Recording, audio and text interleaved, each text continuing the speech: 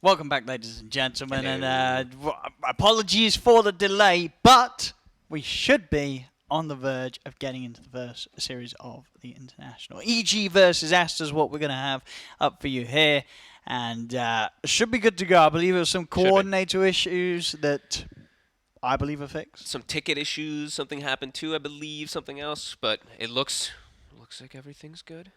Teams are in the lobbies. Everybody's in. Everybody's in. Everybody's in. So, all we've got to do is press that start game button. I'm trying to press. I'm not the. It's non-existent. I didn't host the lobby, but Non-existent. I'm using my psychic powers. Start the game. So it's going to work.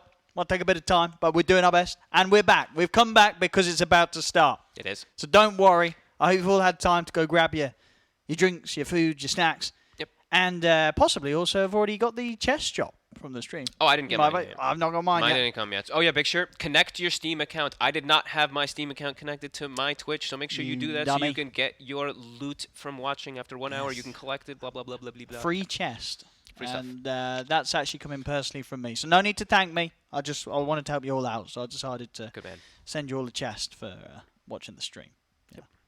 So, And just, for the it's been nice. for the people that did not get to hear before, of course, if you did not find out all the updates, if you did not read anything, Aster is playing with 4 of their members. They're playing with a 5th stand-in. 86 is his name. He is going to be playing mid instead of White Album. Yep. So, high-ranked player, relatively high-ranked, 300 ranked. Yep. Hasn't played, according to any of these things, like about 9 months. Wow. Probably untrue. He's probably playing on Smurf, something like that. But Took a holiday, we'll see.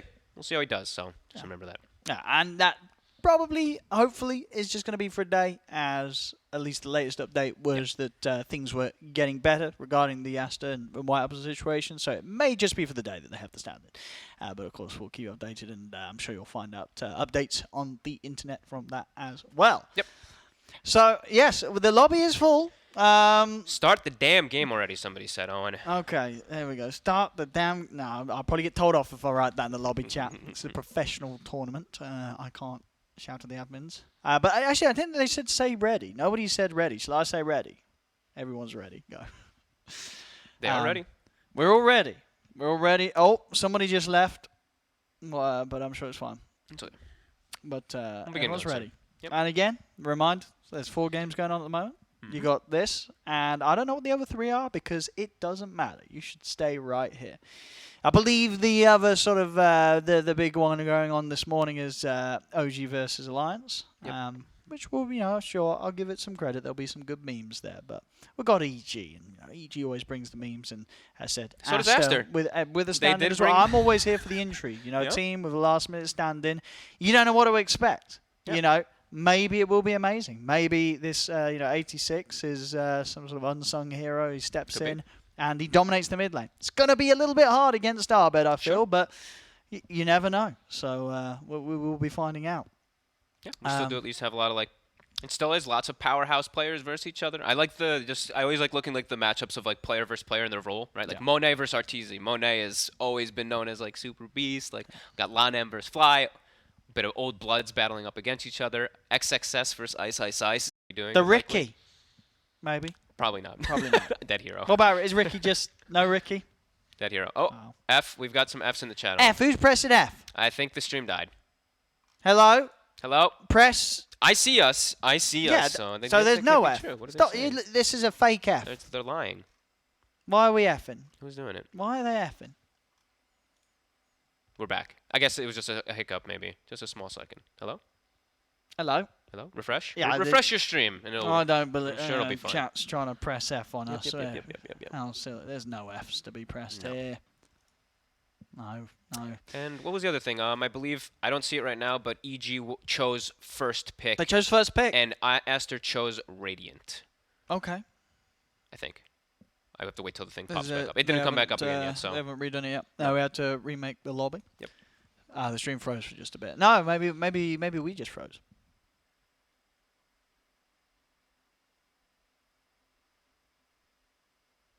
Maybe we just froze. I blinked. Oh, yeah. I couldn't hold it. Yeah.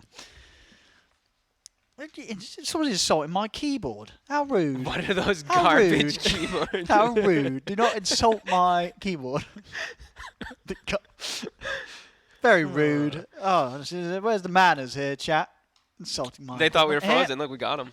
We They got thought you. We got you. Got him. I'll teach you to press F on us. Yeah. But, one of the streams has started. Okay, that's good news. Wait, who started? Someone said some of the games have started. Who started? Let me see. Wait, I have them all. Yeah. Oh yeah, looks like we've got. Okay, some of the don't go there. You're staying right here Some with other us. streams have but started. It looks like. Games are beginning. Our update was that Aster is. Games are beginning. Aster's coming in. Aster's coming very soon. They're almost ready. They needed a moment. Okay. So. We've given them a moment. Yep. That's all they're getting. They're not That's all getting they another moment. Nope. They better come on. That's all they're getting. Oh, you guys. Okay, so people will do see show a mouse pad. I mean, the mouse What's pad the mouse pad? is It's a pretty TI-10 sweet. mouse pad. Look at this. Look at this thing. It's pretty beautiful. Look at this. It's actually pretty sweet. They've also that's the Twitch design now too, I believe, for Dota. Oh yeah, it's on We've the logo. got also on the outside of the stadium. I believe people posted some pictures of these heroes too. Very nice. Looks really cool. Yeah. Yeah, and it can be yours right now for $99. Yep. Sent to me. Yep. Thank you. Thank you. It'll be in the post. 2-year shipping. Will come one day. It's so small. Well, some people I believe like the smaller ones. I believe you can probably get a bigger one as well. They probably have, but I don't know. Yeah. Maybe you guys will find out. Very cool. Looks nice though. I'm gonna get one. But yeah, we're just waiting. Yeah, we've got one game started. Stream 3 started. Stream 4 has started. They started. We're the only stream that hasn't started. So and I'm sorry, Trevor. Well, you chose literally the slowest stream. Mhm. It will be worth it though. We've got EG versus Aster, but I'm afraid we have. But you know, the best till last, right? You know. Dude, I'm learning already now too. We're we're gonna get to streams, learn from looking at. Oh yeah, some of the let's other see. things, too, Okay, 'cause- so Oh, we've got a lot of different stuff. We'll give you some other streams, spoilers on the other streams in case you want to watch those games later. But Juicy. there's IO being picked, Dawnbreaker first pick, Silencer first pick, Sand IO King, Tiny. Storm, First two bands. Shaker. People were saying Shaker's going to be pretty hot. Yeah. Shaker's coming up. Rubik in response. All right. Elder Titan. Hunter. Oh, ET. ET second My boy. pick. There we go. Boom. So just kind of looking for the job. Oh, the game's starting. It's Tiny banned every game so far. Game is starting. That's the thing I'm gonna. You let's- don't let's- need to go anywhere. Who cares? We're gonna find out right now in You our don't game. need to go anywhere which else. is what matters. We've got our own draft here. It's going to Yeah, be coming up on your streams any moment. I'd say about now. Here we go, ladies and gentlemen. So welcome to TI-10, or actually, as we're calling it now, TI-13256. Oh, wait, no, okay, only my screen. No, your screen says that as well. Good, the joke worked. I saw Fox 13256. I was like, says international. I was like, Yeah, welcome to TI 13,256. Yes, the delay was indeed that long. We have accelerated by 13,000 TIs. right. So welcome to the game. This is Aster versus EG. And let's see what we got. Well, the Eye's been banned. I We was saw- going to that's be the gonna most hot. banned, guys. I was banned every game, I think, on every stream. Yep. That was first picked in another stream, so it's popular. Weaver, no. Is anybody surprised? Nope. No. No surprise. Nobody is surprised that Weaver got banned. So now That's it's like not a surprise. your bats, your tinies, your monkey kings, and then it's about specific stuff that I think people are going to be using from information from scrims, which is like your chens, your enchantresses. Snapfire's not. Oh. I thought Snapfire was going to be pretty hot. You were a little surprised by that one? Wow, I'm quite surprised by that one. Dude, Yeah. Scatter. What is it? They said the Snapfire shard. Yeah. I mean, it's always been really strong. Yeah. Yeah. Uh, It didn't get changed though. No, but It's been strong I for, don't but it know. requires a significant amount of farm. Like you want to be able to be in the Okay. face. Like you want to get Blink Yeah. and Shard. I know there's like Xinkyu or Shinkyu. Sorry, I know that's how he wants to have his name. He was doing it a lot at some point, but interesting. and the Monkey King. No surprise. No You've surprise. been on about this one. A Yep. hero we're going to see in all of the positions. You don't want those fake players to get tight or whatnot, and that's expected. Ooh. This hero is going to be hot. It's going to be picked first. Where's it? Is it going to be the carry most of the time? Most of the time, but it is one of those like flexible heroes because if it he's looks so that good bad, yeah. mid. He's so good in the safe lane. He's not great as a That's farm true. position, but he can be. Our bed tiny's really good. It is. So what's the responses? Yeah. It's how hard do you want to 5 counter the tiny, seconds or do you want to go remaining. for your own strategy? Because I know people were mentioning, your Undyings, Well, do you just pick the your bat? Phoenixes, your Bats. I think that's probably going to be one of the bigger ones, but let's see what. Because I line feel like everyone's- something like a bat, right? That now makes the tiny have to really consider the matchups, right? That's you never want to play into a bat as a tiny, right? Just it's too much Bad. damage. Overwhelming damage, BKB piercing disable. Sure, you have built-in status resist at 20 on tiny, but it's still really strong because by the time you get to that point, the Bat Rider is just Sure. has taken over so much of the game. So percent damage is another thing people were doing versus tiny a lot. The Underlord, I think I heard people theory crafting for a bit. Okay. So What about your Necrophosses? I think Necrophos was another one Yeah. too. Because also very strong versus that high physical burst, sure, versus the magic burst, but it's now at this point where Tiny is not only about that magic. It's a double Echo Saber hit plus tree toss with the Silver Edge, ridiculous crits, so. But it's one of those heroes you can build and you have the Shroud that you're probably not going to die to the burst. So yeah, I figured this was going to be the biggest counter to the Tiny, and this hero is also just insane now. 5 hits, level 1 Tombstone. We're hearing and seeing, especially in pubs, about just level 1 Tombstone. You just get it at level 1, go Orb of Venom, and you fight. You get first blood. Anyone who wants to fight with you, they will likely lose that battle. So 10 seconds really good hero, very Lanem-esque as well. Oh yeah. And it's a flex. He loves it. I've seen people running it in the 3 position more now. Yeah, I think it'll be Lanem though. I think so too. I was this one. I think we'll see. I think one of the best mid farmers, and this will be the mid then. Or yeah, more than likely. Yep. I think he's a good mid player. So Aster playing with the stand-in. This is a hero that you're going to farm. As long as they can keep control of the small camp, make sure that it's not going to get blocked. You know, after you've got a couple of points in the tie bringing, you're going to be able to push the wave out. And doing this, like picking Undying and then picking the Kunkka, Undying already makes you be like, we may not want to have Tiny as our carry anymore because Undying, he does just ruin your team fight potential. Like this Tombstone is just devastating. And now you're going to maybe force the Tiny into a mid matchup versus Kunkka, where Kunkka's fine with that. Yeah, exactly. Yeah, he's chilling. I think this is a really good pick nice. for 86 if he's going to be taking this mid as the stand-in here for Aster. Lanem is one of the traditional players. I'm going to say this very importantly so. He's always liked to play Undying in situations even when he wasn't good, just for vision. He is a very abusive player of just placing the Tombstone down for vision in nighttime team fights. Because for people who don't know, Tombstone gives you like 1800 vision, so you can see everything inside of it. Yeah. And Kunkka's able to like pick and choose his battle. So Bane. Yeah. You can actually be able to see the Bane Fiends gripping if you have your Tombstone down in a good position, but strong pick here as we know Bane is absurdly powerful right now. Yeah. I mean, could that be the off-lane duo, the Kunkka and Undying? Or you don't like that? I guess it could be. I think I just I like the idea of what maybe I'm overthinking it right now, but I like the idea that I've got right now of like with this Kunkka mid forcing the Tiny mid and the Undying forcing the Tiny mid. And so what's super busted about Bane? Because they say, Bane, one of the supports that's... 5 seconds we're going to see a lot now. His animations are amazing. Sleep now does damage, and you're hitting them the whole time. And when they're slept, when you're nightmared, you have no vision around you. So you can't actually see how many heroes are surrounding you and stuff like that. It's just like these little things that are amazing. But it's mostly no animations. You have ridiculous damage inside of lane phase, and then you're a BKB piercing disable inside of late game team fights, which is always god tier. Further bans coming in. Lycan, as you say, we've got to be watching out for those Zoo meta heroes this patch and this TI for sure. Yep. Lycan taken away. I like the Bane a lot also versus Kunkka in particular because you can disjoint a lot of the spells, right? You have the X, the combo, you disjoint the X, disjoint the boat damage, etc. So other things that make Bane incredibly strong versus heroes like this. And now we're seeing the bans coming out from EG, so it's they're trying to set up the Tiny for the carry. They're banning out the heroes that are quite good versus Tiny carry, the Razor and the Terrorblade. Terrorblade I'm a little mixed on actually though. I actually like the Tiny carry versus TB because it's mixed damage. On Tiny you have all the magical bursts. But are you going to burst him?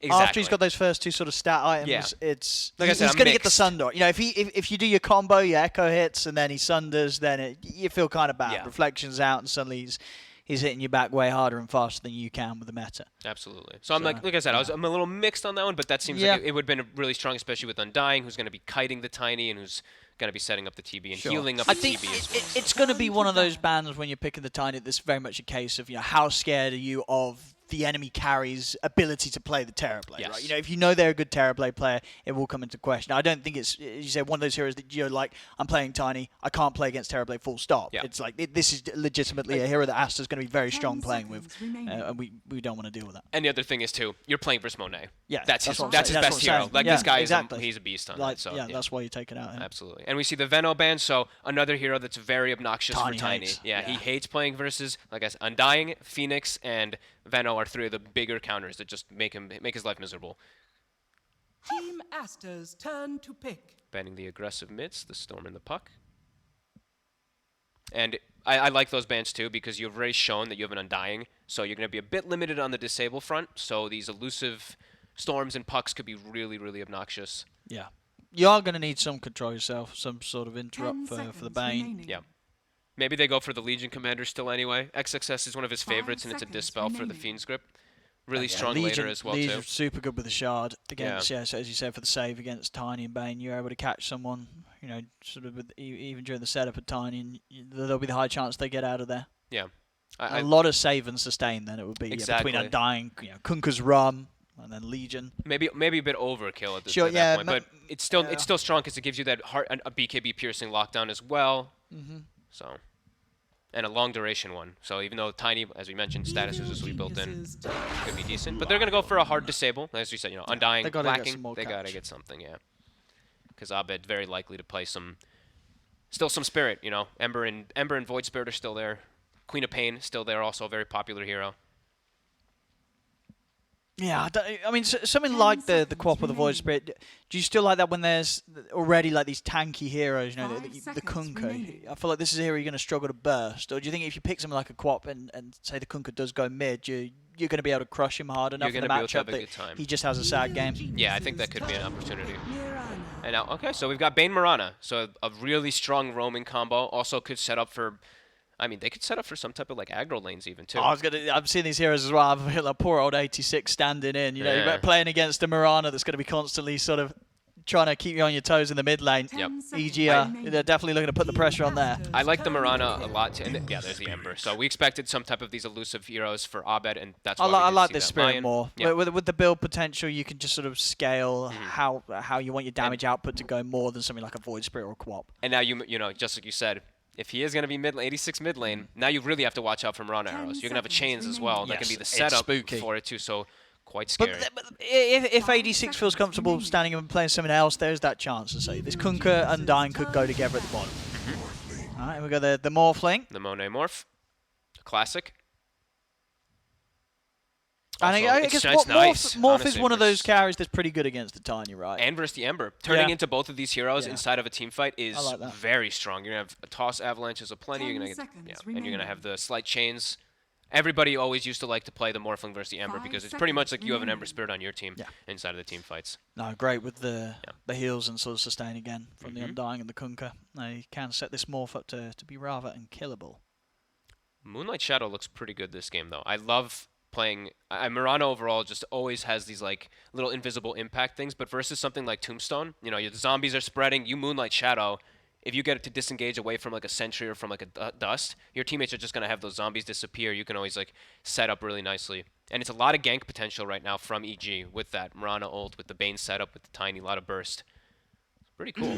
Team fights, I would say, is a little bit lacking on EG in comparison because now we see Aster. They've got Kunkka Undying, so I would say they have a little bit more of that team fight department. If they do show up with those two, EG probably has to have a kill in advantage before they look to fight versus them. Yeah. No, that's true. The AoE not quite there here for EG. And we do see the pickoffs. Do see that Legion ban. I think that's very expected now, especially with an Ember pick too, some chains that can be dispelled. Just ruins the whole setup. Yep. So, nice ban. Beastmaster from Aster. I like that one. It's right now EG has shown that they have a bit of lacking on building damage. Sure, Tiny, I know. Tiny's still pretty crazy, but they want something like a buffer, right? Something to boost them up, so that Beast would have been pretty nice. And BKB piercing lockdown from Beast. All right. Let's see. So they're still we assume targeting XXS here with these bans. Another offlaner to come off here from EG. A lot of damage on EG right now. A lot of burst potential. So if these heroes aren't in position to save, like the Undying or the Kunkka doesn't get his rum off, these heroes are going to die on the side of Aster for sure if they do get set up on at all by EG. They have to have very good positioning. And Kunkka, I'm looking at Kunkka needing to be there for most of the fights right now. 10 seconds remaining. And imagine, Aster looking towards Ice hero pool. Turn to pick. Yeah, they removed all those pushes, those Zoo heroes, the Beastmaster, Lycan, Prophet, all taken away here from EG. I like the Prophet one a lot too because right now I'm looking at EG, looking to play fast, no cooldowns really, so Nature's Prophet fits that perfectly, and he gives them that extra little bit of push. So they ban the two pushing heroes and the two heroes that kind of accelerate the pace of EG. So do like those bans coming out from Aster. 5 seconds remaining. All right, EG. So for the Ice hero.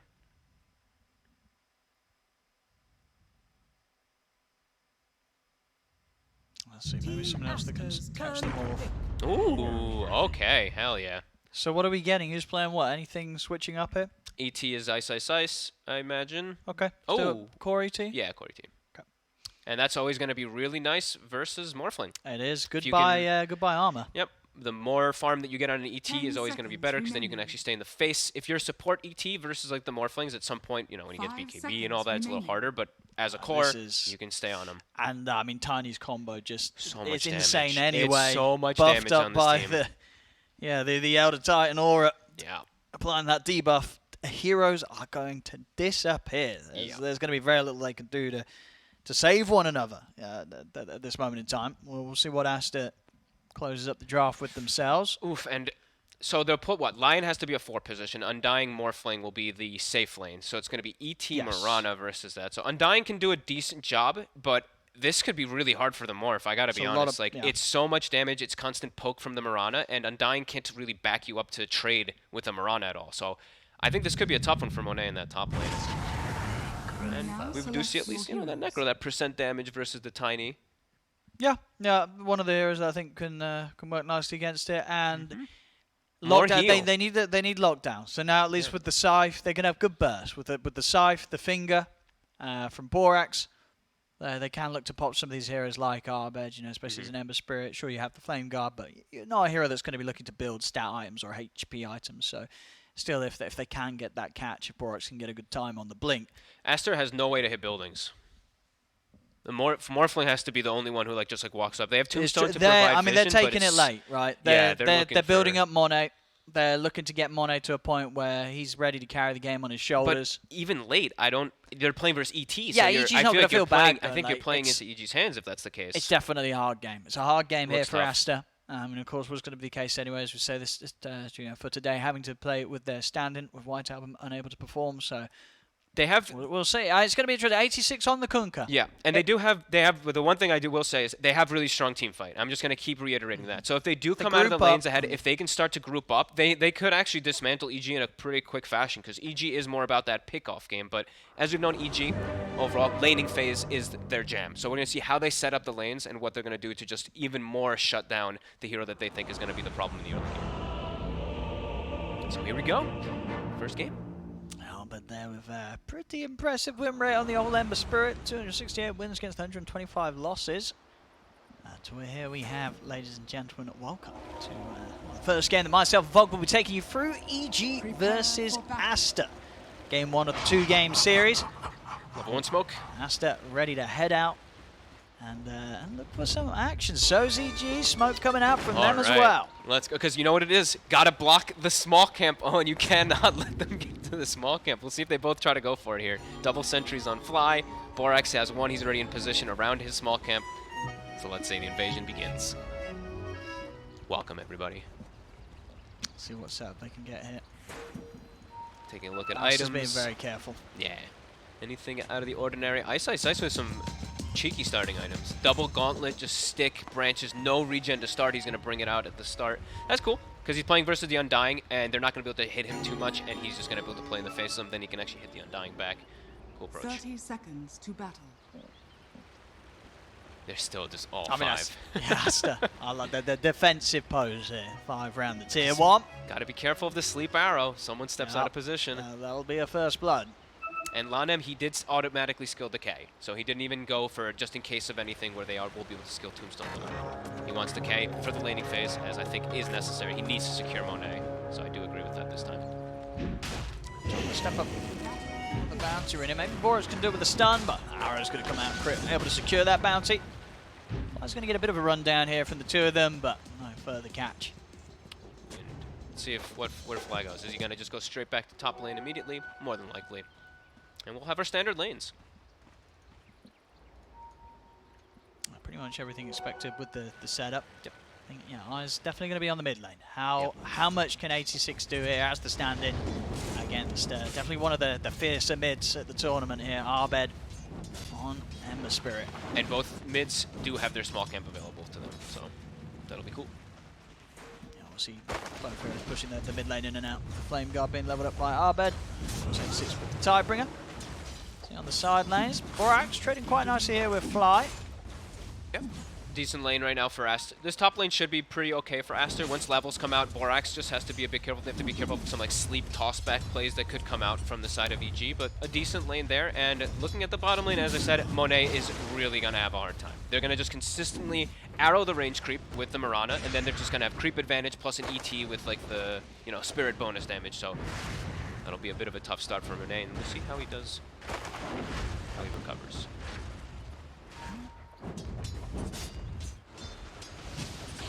I mean, what sort of stage can we expect to see some movements? You know, do you want to try and do something about the Kunkka early on? Make sure that you can shut its game down early? Nah, Abed's fine in this matchup.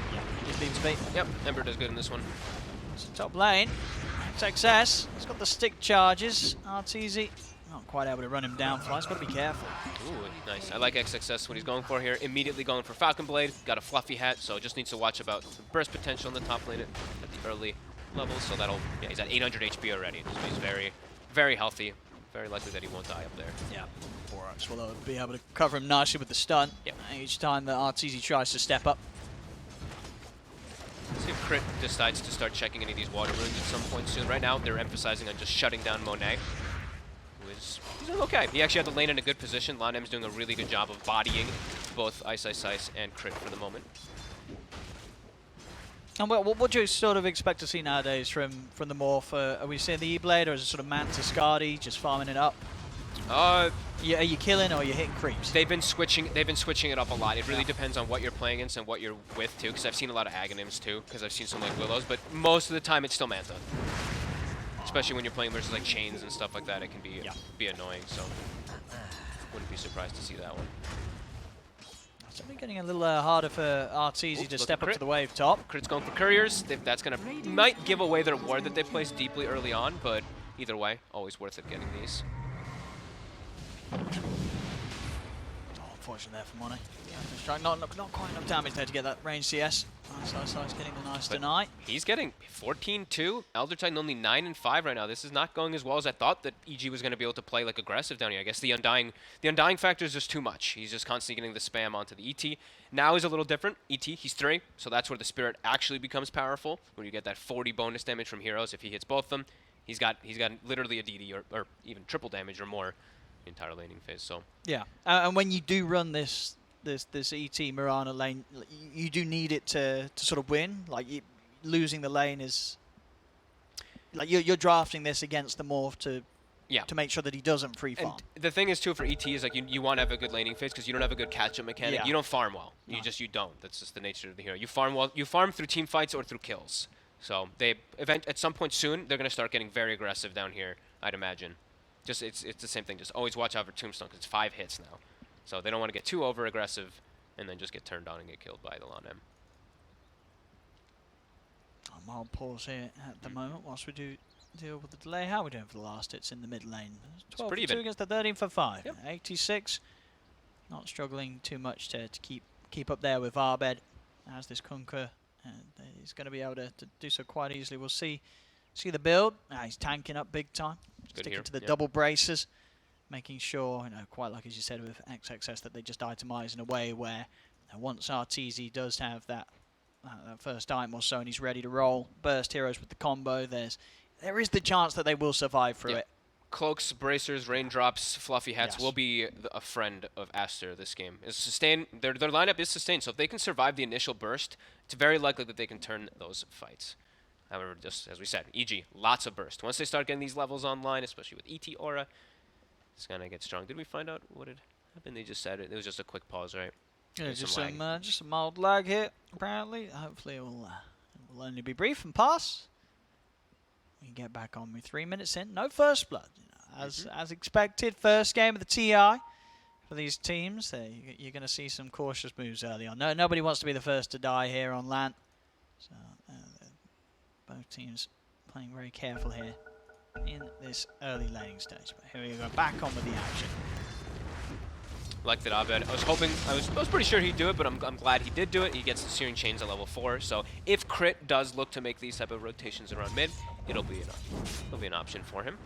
And yet top, this Necro is starting to get away with a lot. He's gonna have Falcon Blade done now. He's actually got it coming out of the courier already. really good start for XXS. Very good hero versus the Tiny, too. As RTC is constantly put down to like 400 HP. Keep having to use salves on him. Well, they can't let this constant throwing of regen slow down at all at top EG.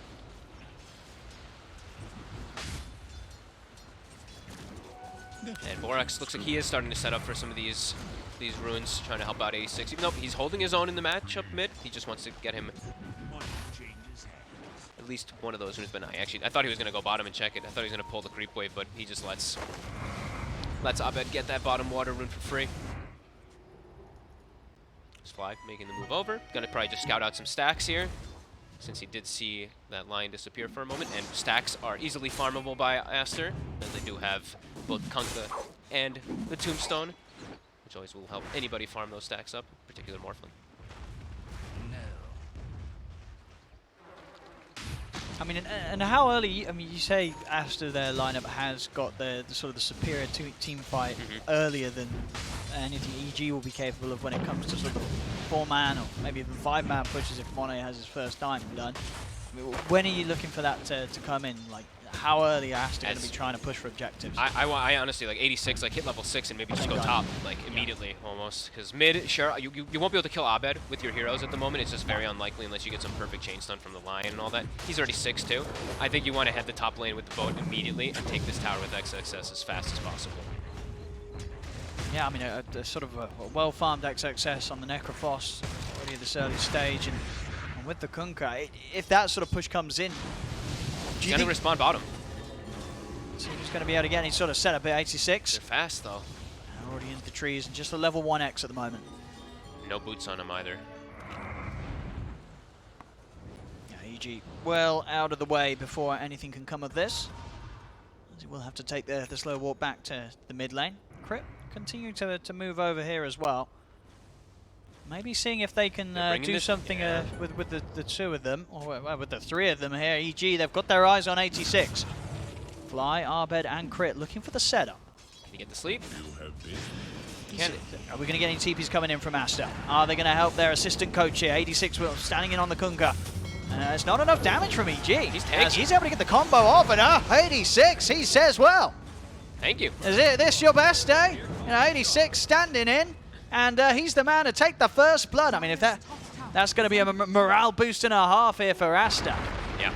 The double bracer build, it wasn't even close. Yeah, like, not even it close was not to taking them out. They didn't do their maths there, EG. No. They did not crunch the numbers, and 86 ended up crunching them. And they didn't overreact either. Like Landem, he had a TP, but they were cool. They kept it very cool. They just brought one they were hero. like, wait, right. what are they doing? They're not going to kill us? We'll see maybe now. 86. Oh, he will die this time. EG, they weren't having any of that. They came straight back and made sure to get some revenge as they do bring 86 down. And by the looks of it, Abed, with the damage of this Flame Guard, the stun's going to be up in a second, but it doesn't matter. Abed runs them down. So this is obviously the dangerous thing. You know, you give Abed some reason to fire up in the mid. He will. Quite literally here on the Ember Spirit. 2 kills straight up after that first loss of the first blood. 86 stuck around a bit too long. Is now on him. He's got the setup, Crit with the follow-up. It's going to be EG hitting back very hard. They weren't too happy about losing that first blood. There's 3 kills straight on the board in response here for EG. Lane's still looking real good, though, for Aster. XXS has actually bullied Arteezy out because, well, Arteezy's kind of chosen to go to the jungle because the Bane's making the rotations around. He has to just get out of that top lane, which is kind of traditional for your carries now at this point. 7 minutes is usually when the pressure starts being too much in your safe lane that you have to start moving. Monet gets slept. He's got the strength game, but... He's got it coming up. We'll see if they have enough damage in the burst. Not quite. Monet, he's out in the trees with the waveform. But can find him. The Spirit's out, the Earnest Shadow's ticking him down. EG getting very active right now. They will let this top lane go by the looks of it. XXS pushing in. This tier 1 tower will fall, but EG on the prowl, on the hunt for these kills as expected with this Bane setup. And I like that, as I say, we see a lot of times even people not getting Earth Splitter till like level 7, 8, something 9 like that. Level 6, he takes the Earth Splitter because he has the setup for it with the sleep, with the arrow. And that's the damage, the difference to be able to kill that Morphling there. Very important. As top tower gets taken, XXS, he's already pretty much unkillable. That's at this true. point I mean, in this game. can he pretty much sit down he here and can just hold take this it. tower? Yep. Like how hard is it for EG's heroes to now take this tower that XXS he's down in with the hood? It depends on how many heroes they rotate, but Yeah. it should be quite difficult because if you overextend on him too, then Lanim ports in a Tombstone, and yeah, this Necrophos has like 2k, more than 2k effective life right now with the hood, plus those stick charges that will effectively go to like 20. He'll have Ghost Shroud probably next level. I think level 8 he'll grab it up. So yeah, he's gonna be very strong. And Monet, he'll just take the mid lane. 86. Yes, Konka's hunting. He's got the setup onto Arteezy. Tombstone down. Boat's coming in. Arteezy, he's not getting any help here at all. As a fantastic catch there from 86. Arteezy just heading up to the high ground, was not prepared for him to be waiting there. And, well, I say he got hit by the Tidebringer before he went to high ground, didn't he? He did. He did. So got hit by the Tidebringer. Maybe he just felt confident. Didn't think he would die. But he did. Aster, they take him down. Radiant's middle tower is under attack. 2k lead now for 2K us lead. as well. Yeah, Monet this is is just going to the ancient area now too. Necrophos, Yep. XSS, as we said. He's playing a little bit more wary, even though we know how tanky he is. Look at his positioning here. Dire's top Backs up, tower picks up is his under treads. attack. Even tankier now. Spotted by a ward, but we'll just be able to continue farming. And EG, they can't actually poke the tower unless Arteezy's there. As we said, limited on push yeah, until it's come down to bottom. unless the Tiny's there, or until like minute 20 when we do have that shard on the Tiny. So they're gonna see this as soon as they see Arteezy, and let's see what they do to react to it. Radiant's bottom tower is under White success. No, you don't go on that. Does tank the arrow. You don't want to go on that hero. But yeah, he's ready to tank more than just the arrow. And they're just gonna go mid. They're like, you know what? middle tower. Bottom tower doesn't matter. We'd rather just actually put the pressure on ourselves. And as we said, Aster as a 5-man unit is a much stronger team fight lineup than EG does have. EG has to play around the pickoffs, or just outplay inside of the team fight crazily. Structures are It's just fortified. the X, the boat, the tombstone. It's too much really for EG to deal with. And Lanem, look at his positioning. He's sitting all the way back. He will get that tomb off guaranteed. Radiant structures are fortified. Flip the wave, try to keep the catapult alive, but crits there with an arrow. Does stop that push in its tracks.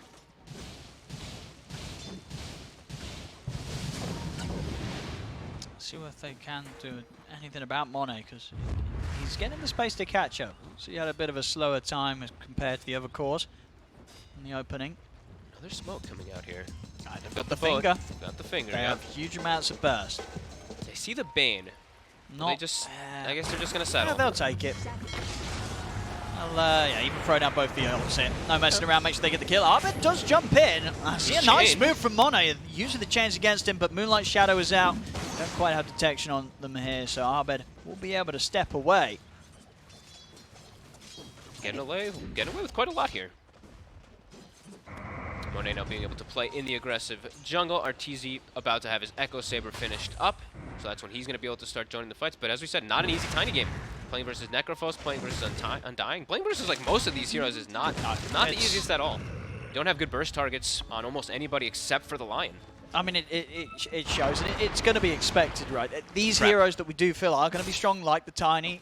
So are the pro players. They're going to come into this tournament with a lot of preparation against how they want to draft and play against that hero, and that's the definitely grip. apparent here. They've got easy setup on XXS, and with 4 heroes beating down upon him, he's not going to be able to survive. We'll see Arbed try and catch more, looking for 86. But he's also able to bottle him this, so no further chase here. That Tombstone though, that was a little bit weird there from Lanem. That one just kind of just free money for EG. And now the tower might also be in jeopardy because that Tombstone was Yeah, dropped. they can't really put up a fight now. Tombstone and now XXS it's- gone. XSS might just TP back in as they are rotating over. His boat's back up, but yeah, no Tombstone available. That was really weird usage by Lanem. Yeah, I was maybe just worried that 86 would get chased down. He's going to put the ult. Stomp comes out onto them. Arteezy will look to finish off the tower. Avalanche out to hold back the two of them. Splitter comes in. Lanham able to heal up with the rip. Sleight of fist, though, from Arbet. Just Ooh. cuts through them. That's going to be Lanham gone down. Sleep set up onto XXS. Good time from 86 to hold back Arbet for now, but Arbet with the stick charges, he's still good to continue to chase. Change setup into the Arrow. arrow. EG, they'll catch the Necrophos. XXS, he's still alive, able to pop the stick, get underneath the tower. He's going to live, turns around with the Reaper's Scythe. They do. Was that a clutch Nightmare save from Fly? I believe it was. God. Nightmare onto Ice, saves him from the Reaper's Scythe, but 86, he'll find the two-man torrent. A couple of hits, he gets it off just before the stomp comes in. So Ice still goes down. Monet chasing Fly into the Rither. As Aster, they will hit back. A very admirable save attempt there from Fly to keep Ice alive. But unfortunately for the two of them, they do still both end up going down. Casualties as well on the side of Aster, but with the way the team fight ends, Aster in a position to push back and take this tier 1 mid. Yeah, and a bit of mistakes coming out too. XXS didn't even use his hood. He would have lived. And the initial replay here. Yeah, on the initial go, he didn't pop the hood at all. He waited. I thought he was gonna wait like for the last second maybe to catch them off guard, but yeah, he just never popped it. I mean, we saw Arbet feeling strong with the Maelstrom done. Big amounts of damage there on that first jump, and yeah, they chase on, but definitely not without a cost there. Losing their own tier 1 tower. Good save though. Good save by Fly. He's definitely very awake and ready. XXS, as I said, very awake and ready for that, but for the plays. But yeah, just not popping his hood, gets himself taken out as EG does get at least a kill. But as you said, losing their tower, and now looks like Aster is looking to clean out their jungle here a bit here, as Monet is just able to farm an ancient stack. Pretty nice for him. He's really catching up. Only a couple of hundred, well, only about 100 behind Arteezy now. And as we said, Morphling in this matchup, he's got a lot of fun things to turn into. Sure, not some crazy agonyms unless he turns into like the ET at some point in the later stages if he does go for that, but just turning into heroes normally, turning into a Tiny and Ember, always spectacular. There we go, they're smoking up again here, Aster. They want to kill Borax with the finger ready to go. Arcane Rune as well on 86. He could be set for a drawn-out engagement if BG try and bring it. Looks like it'll just be the one pick off it. Saving the finger, of course. No need for it here. It's nice, though. It's a good pick off because Crit's getting close to that Spirit Vessel. Very valuable this game versus the Necro and the Morphling. So it's a good grab that they're able to get. And again, able to sort of get into the jungle here of EG.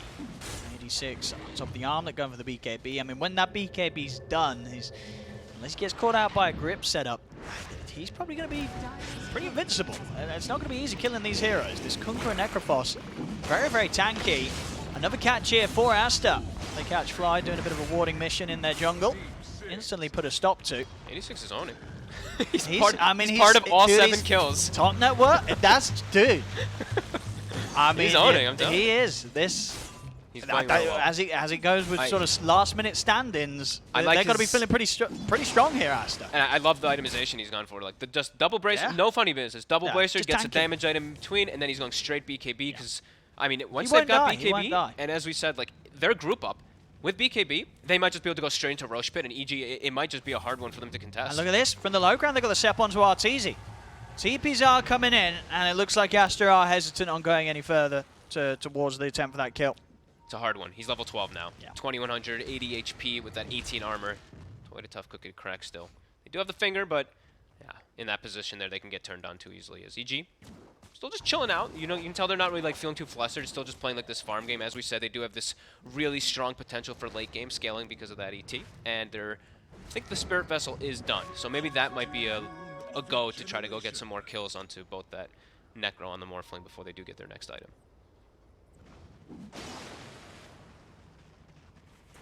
Flying Arbed. Maybe see if they can catch some sort of action over here, but majority of Aster up top. Monet. So about 500 off the completed Manta. Borax well on the way in towards his Blink Dagger.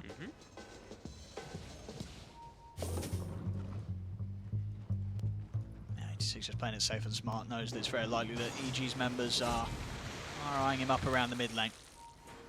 He's getting real close to BKB. And you can always get that off. If something important for people, it's like the sleep into the arrow, you'll get the BKB off. So it's going to be a good way to cover them. And as we said for EG, they... Oh, Lanham. Is he going to get any help? No, not in time. 86 does try and step forward. Stun will hold back Arbed. Arteezy is in on top of 86. Boat comes down. Hex as well. Borax doing his best to control Arbed, stop him from being able to jump in and get 86. The Sleight of Fist won't catch 86, so 86 is able to step up to the high ground. Borax will lose his life for it, but 86 will be saved. Aster still out. RTZ claiming the 2 kills there. Radiant's middle Good tower timing for is EG. under That's attack. exactly when they want to start to look for these fights. Pre-BKB on the Kunkka. Keep going. You know, they've got Spirit Vessel. Keep looking for these pickoffs. That's what their lineup is entirely about. They do not want to get into these 5v5 engagements yet until they have more items online on their heroes. Yeah, we see Aster playing very careful. Monet Yep. in the trees. XXS as well. He's out of the bottom lane. Doesn't want to be pushing out any further himself whilst he knows that EG's going to be on the move. With the Shadow Blade Echo done on RTZ looking for kills. Monet. He's going to come out Fly. He spotted. And straight away, immediate grip here from Fly. Leaves no chance for Monet. And that's, you know, you were asking one of the reasons why Bane's picked. You see that animation? No, you didn't, because there's pretty much is none, because it's absolutely instant that cast point. So, Monet, he's one of the faster players as well, too. We've talked about him so many times over the normally years. Gets the Normally gets like BKBs off from Invis Rune stuns, so, yeah. extremely hard to play against that. Those are items coming out, too. So we got the Quicksilver now. We've got an full Ags now for Abed, too. Gonna be able to be pretty much everywhere in the map, everywhere inside of the team fights. Love the Aghanims build. He has it. It's very early too that he's going to be having it already. Yeah, we've seen the last few times some heroes being able to run away from him. They will not be able to run away from him now. We'll have an incredible amount of chase potential. And it's a lot more burst To the back too. lines. If you do want to use it in that aggressive manner, which I know you love to do. Just throw them all out. Whereas a hero like Morphling, like in a lot of situations, it can be very useful if you get a stun on him. Plus ET aura, a lot of damage. But there's the BKB for A6. He's going to have it for the next move. And I want them to be more adamant about making moves. I think right now they're playing into EG's hands. You think like, EG's getting a little too much? EG's getting too much, and their Yeah. lineup is about scaling later on. Like AT's gonna have Aghanims, Tiny already is pretty much online, almost has BKB, and then they're gonna be the ones who are actually constantly looking for their fights rather than Aster. Aster will have a lot more trouble. So honestly, I feel like maybe even just walking to Roche Pit as soon as this Kunkka BKB comes out is the you play gotta for go- Aster. you gotta do I think something you with have it. to do something big. Have they got some smokes still? I believe they did. I think they had one on. Oh, I thought they had one on Borax. Should be coming out on the courier then. Yeah, it's coming out. You can really feel that at the moment EG definitely getting into their comfort zone now. Aster, they need to do something to shake that up. Are they gonna? Yeah, they're going the Roche. Okay, good. I was like, I really hope that they just get in the damn Roche Pit. Like, you've got Undying, you've got this great team fight potential with your 5 heroes, you've got the BKB. gonna be so spotted. you gotta just do it. It's gonna die too fast because of the amp. I think it's gonna be a bit tough for EG to react. But they do have the ET coming over. TP and Ice over. Yeah, if he's able to get the setup, could cause a bit of a mess up here for Aster. It's getting low. Doing their best to make sure they don't get caught out by the stop, but the arrow's in onto Monet. And can EG really get in on this? They're just Roshan poking. very low. Abed, he might be able to jump in and out. He's setting it up. Remnant's in. Abed might look for the steal. Quick early jump. As they do get the catch onto that, Abed's in again, but He's done. already Aster, they get the kill, they get the Aegis, the lockdown's there onto Abed. A big splitter comes in from Ice. The boat comes crashing down Nice there with the sleep. BKB out. 86 will be able to head out of the pit and get out of there. Maybe not. Fly. Fiend's Grip locks him down through the magic immunity as 86 will manage to get Abed. caught on the way out. Quick jump in on the back lines. Monet's feeling confident with that Aegis that he's just picked up. Ready to jump in the once. Maybe looking for another round here. Fly. He's got the setup. Borax might be able to help turn from the high ground. It's going to be the one death on Monet. See if they can do it again. XXS ready to step over. Provide some extra heals and safety here for Monet. Monet jumps over towards Fly. Finger comes out. Hex as well from Borax as he locks down Fly. They bring down the Bane, but Ice is punching hard. Runs down BKB. Borax. RTZ saving that BKB here for this point of the fight now, where Aster, they've got nothing left to use. As XXS run down by the Tiny. They may have got the Roche and the Aegis, but EG, they certainly take the fight. Huge fight from EG. Fly coming in clutch. Little mini sleep there. Believe saving Abed for initial moments there, but then he gets the Fiend's Grip onto the Kunkka as he's exiting. Really nice plays. And Aster, they kind of got like, I wouldn't say like trolled a little bit, but Arteezy was just continuing to push bottom. His team was making it seem like they had more people around the Roche Pit area because Abed was like jumping in. So I think Aster they got bluffed a bit there. This is pretty scary now for Aster, you know, with the BKB on Tiny and the Aghanims done on Ice. It's going to be very difficult for Aster to fight in. 86. He's caught down by him. He's got the BKB, so no threat of dying. Abed's trying to force it. There he is. Vessel bringing him down very, very low, but 86 will be able to survive without being forced to use the BKB this time around. Arteezy on the hunt up top. So they got the rush, but EG still have all their timings. And Monet, he sees him with the sentry. He'll get the morph off. He's actually looking to turn. Quick jump in. Combo. Got the stun set up. If they got the damage dust out, they do. They sure do. A fantastic turnaround there from Monet and Borax. They were prepared, as you say, sentry up. They are able to sort of have that discussion. Do we want to try and bring heroes up? They do. They turn around, they take down Arteezy. 40 seconds without him could get the room for Aster to take some objectives here as they start to step up to the tier 2 top. Still look to play. They should still look to play together. Do not look to get too split up from versus this EG team. They're all about getting those pickoffs versus your big team fight lineup. So yeah, look to go for this tier 2 here. Still Arteezy down for 20 seconds. And they didn't really have to use anything of too much importance. Sure, finger, but it's not that important right now. It's more just about the disables that's coming from Lion. As that tower will go down, and that is a Lincoln's now done for Monet. All right. So he's got protection versus that Bane. Lots of ways to break it, of course, with the Enfeeble. But yeah, they're looking to of course, XXS get the load absorb up as well. Just anything they can throw on this Monet morph and make sure that he has a free time in the fights.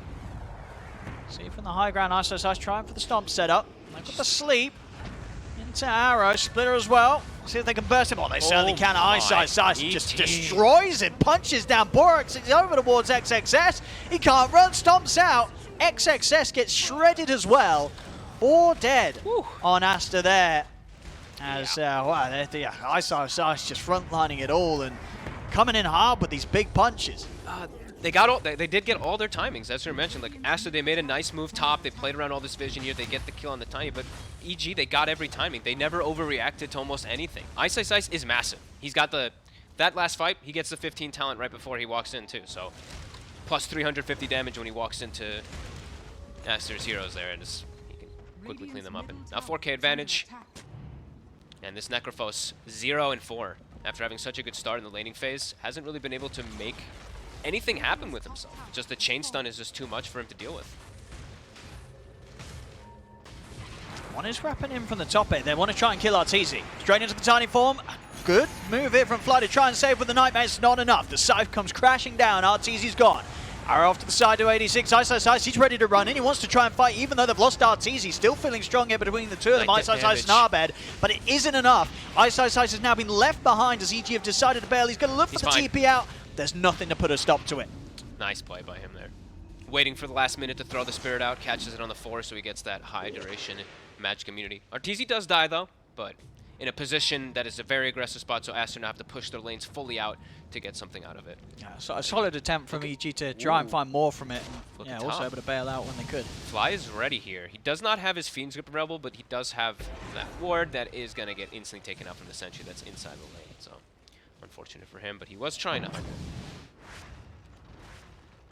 And XXS gets himself back on the board after we were just talking about him being at 0-4. We'll be able to get that nice kill onto Arteezy. Blink Dagger on Ice now as well, so get on that morph. Yeah, instantly look to jump on top of him with the setup, especially if that's already been found by Fly or Crit. You can almost, if you get like a 4-man Spirit and you blink onto the Morphling and you double shot, you actually could almost 2-hit him as this ET, because as we know, sets you to 0.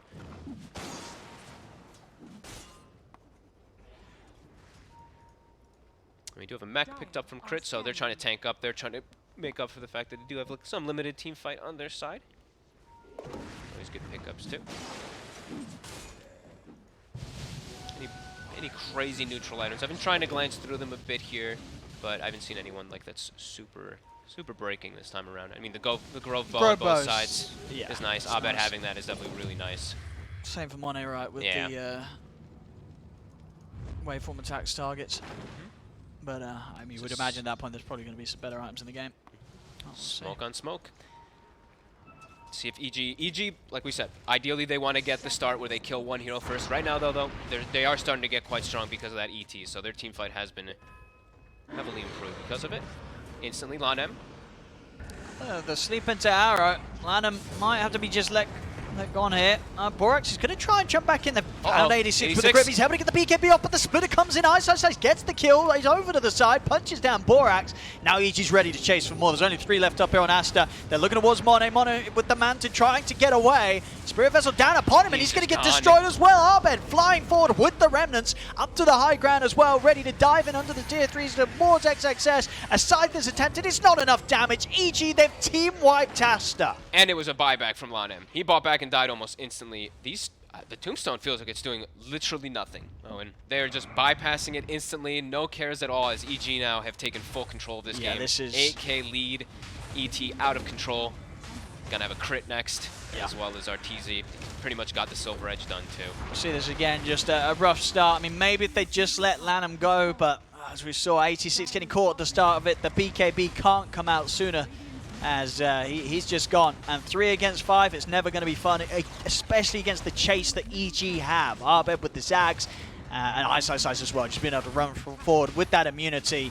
And Monet just not getting the player's game at all. Manta, sure, it will get you out of the chains, but Avalanche is always going to cause an issue for trying to escape as a morph. I think that was literal worst case scenario also for Aster. They get their Undying caught, they get their Kunkka caught, he pops BKB, dies immediately after, so even if he has buyback, he can't come back with the BKB, so it's just, I think everything that could have gone wrong there went wrong for them. And EG fully capitalized, get themselves a Rax advantage, and now significant gold advantage. Big lead now here, 25-11. As you can see on the graphs, all tapering right over towards EG's heavy advantage now. Aster, EG's just going to fight. The next move has to be a good one. If they lose another team fight here, it could potentially Lanem's going to get one shot. Yeah. Pretty much. And now, I mean, do they want to fight without man here? As they don't. Man down, and 4 versus 5, not something they're interested in at all taking, especially with the 5v5s going as they have been so fast. It's going to have to sit back and wait. The warding by Fly is something else that I haven't really gotten to touch on too much this game, but it's been very, very good. Aster's had some really good ones down too, like the sentries that we saw from earlier, but that's the reason why EG's getting these grabs. That initial fight before was from Try with the jump of the burst, fingers out, boat coming in, the Nightmare save is attempted, the BKBs come off. Arteezy is now ready to step back. Monet grabbed at the front of it all as they focus down the Morphling. Now they turn over towards the Necrophos. XXS will slowly get burnt here by Arbed, as there's no amount of healings to save against that. 86, he'll live. Borax, he's going to try and blink away, but Arbed's got the catch. Slide a fist into the chains. 3 more kills for EG, and they'll tap out. They know that they can't take any more fights like this. GG is called. EG will take this game 1 against Aster. And I mean, Aster, they certainly gave it their best during the sort of first half, but then things started to slow down. The team play from EG came into effect. It really was sort of one of those things that it tends to happen, right, when you have a full team against a team with a stand-in. There's just going to be, at the beginning, mechanically, plays are going to be there, moves are going to be made, but when it comes to that sort of mid-game, you're going to struggle. It's like the macro game, too. Like, that's the big thing. It's like I'm seeing, the side of Aster's overreacting to a lot of things, while EG, they're playing their, like, cool, calm game. They're like, if we get to late game, we win. Ice just pushing bottom. When they're doing Roche on the side of Aster, Arteezy's just taking tier 2. He's chilling, waiting to come into the fight. Nothing overreacting there. Aster, I like the move that they actually went into the Roche pit, but I feel like they should have just, like, you full out commit for it there. You have to, because it's all about your timing with this lineup, and you know you're going to get outscaled versus the EG lineup. So yeah, EG indeed keeping it very chill, and the second half looking pretty flawless here. When everything came together here for Evil Geniuses. You saw there the aggression, the knowing that they can dive as much as they could and pick apart Aster one by one. We'll see if Aster's able to maybe turn that potential strong beginning we saw in this game into something a bit more in game 2, or if EG's going to be able to walk away with a 2-0 right after this break. So don't go anywhere, ladies and gentlemen. At the moment, EG up 1 game against Aster.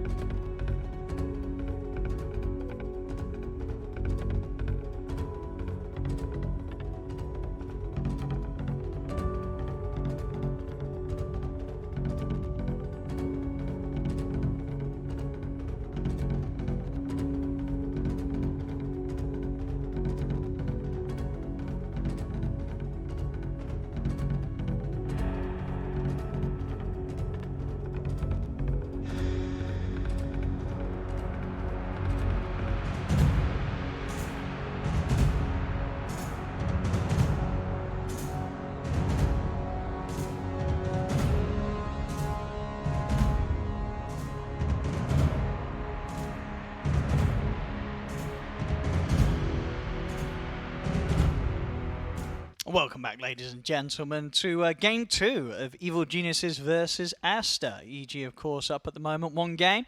After a pretty impressive showing in the... well, it was a slow start, but the mid-game onwards, EG looking in complete control of the game. Yeah, they were chilling. They did not seem very stressed out in the game at all. At the beginning, they made a little bit of an overreaction trying to kill the Kunkka. They started off the Kunkka to a good game, but then, they got the ball rolling. Fly on the Bane, some really nice plays, really nice saves, really nice setups. Yeah, good stuff. Let's see what sort of adaptations we have in this game too. And look at those bands. Tiny and ET, Ice and Arteezy did have a pretty safe time. That second half, I think Ice in particular, that ET. Once he had the Ags done, it felt kind of game over. Yeah, I got to be honest too. I did not feel on him at all in the game either. Maybe because everything kind of just fell apart so quickly in like the last few moments, but his impact just was laning phase and then nothing else. I felt like he was just, his tombstones did nothing and it was just giving gold to the enemy team in particular. So yeah, this time let's see if Aster just goes for a different route rather than going for like this 5-man ball up around like this Undying, this Necro kind of strategy. Maybe just looking for more just, normal type of strategy, pick off stuns, etc., catch. They also picked Necro, which I still don't fully believe in the hero. I mean, it's good against Tiny, right? But that's not enough for you? I don't think. For me, not really, just because the hero is so immobile. Like, I just feel like Dota right now is so tough to play when you are playing in this immobile type of way. So, hero that I have as one of my sleepers. Undying and Shaman are actually my 2 sleepers. So sadly, the Undying lost the last one, but Shadow Shaman is my other sleeper hero that I think is gonna start creeping back up. Well, what's the hot stuff of this era for you at the moment? I like his talent changes. I think he's gotten a nice little like quality of life, small changes. He gets like high base regen now in laning phase. He has super high base damage in lane. So like Gush plus Shadow Shaman plus Ether Shot. Yeah, you just get right clicked out of lane. You're just like you take just from the nukes alone, you're taking like 200 plus damage and then like 2 or 3 right clicks. It's a ton of damage. He's really good versus popular heroes too. Double built-in disable versus the spirits, your weavers, etc. And I mean other small things is like I like Serpent Wards just to kill. Serpent Wards are always strong versus buildings objectives, but also versus like weaver bugs, all these other like tombstones, etc. Oh, an early Invoker pick here for Aster. So they're doing the first 2 picks, I guess, just gonna pick 86's hero right off the bat. Because they did that last game with the Kunkka, now they're just snap picking the Invoker for him too. I mean, he did all right on his Kunkka, right? He did. I thought he was actually the best player on the team. I'm not gonna lie. I thought he played the best. Yeah. Yeah. He did the most. He was part of all the kills. When they had like the 7 kills, he was 4-1 and 3. He was doing a good job. And this Invoker pick versus Tidehunter, it's a classic. You go the Quas Wex, EMP's really strong versus Tidehunter just for these disengages too. Oh, excited to see this. I mean, Invoker's a hero as well. This is one you're not expecting to see to be too popular here? Not too much, no. He could start coming back if we start seeing like your voids, your Tidehunters, your big disables and stuff like that for either the cataclysms or for the counter initiations that Invoker can provide. But hero has gotten nerfed a lot, which I mean, he's my favorite. Talking about the void, is there potential for a mono faces void? Where's that sort of carry tier for you at the moment? He's not super high up there anymore, just because he takes a long time. That's just always been the thing with the void. But he is very good counter to some specific heroes. Like if you do see, hey, they're locked into a weaver carry, wham, right? You get a void and you're in a great spot. I mean that's what I would have felt. In an age where weaver's being picked as much as we expect. Well, people just move it to a support, and then you're a void versus a weaver support who time lapses the target that you're focusing, and could definitely see the possibility, but hero just does take a little bit of time in his lane. It can be a bit weak, so. Snapfire again. Cool. I guess they do have some info that Aster really does like to play that Snapfire still, because I know they did in the past, but that hero's gone through a lot of nerfs and changes. Did get recently buffed, of course. The Mortimers now shoot at a higher frequency, but. And are you expecting an XXS or a Borax Panga? Either Borax or Lanem on the Pango, yeah. Okay, not as a 3. No, I guess maybe just because it's great versus Tide throughout the game, because you can just you ult and you just go on him and you just like keep rolling on him, you keep the chain locking him down. Doesn't matter if he's cracking Chung the stun off, because you can get another one, and he can't stop you. So maybe him having farm on the Pango could be a little bit better. I could see it. Again, some respect here for the Arbed Puck. Bloodseeker too. So the Bloodseeker ban makes me feel like you're right about There's that. a- Though. sure, that it's an there's good core XXS, right? Pango. Because Yeah. that's the one that really just messes with this whole game. And also in the lane, it's really tough to play the Pango versus the Bloodseeker too. And they're not a team that would run it as a carry, right? Some teams were running carry Pango, right, a month or so ago. Oh, really? I You've not seen- haven't seen it in a bit. That's probably a no then.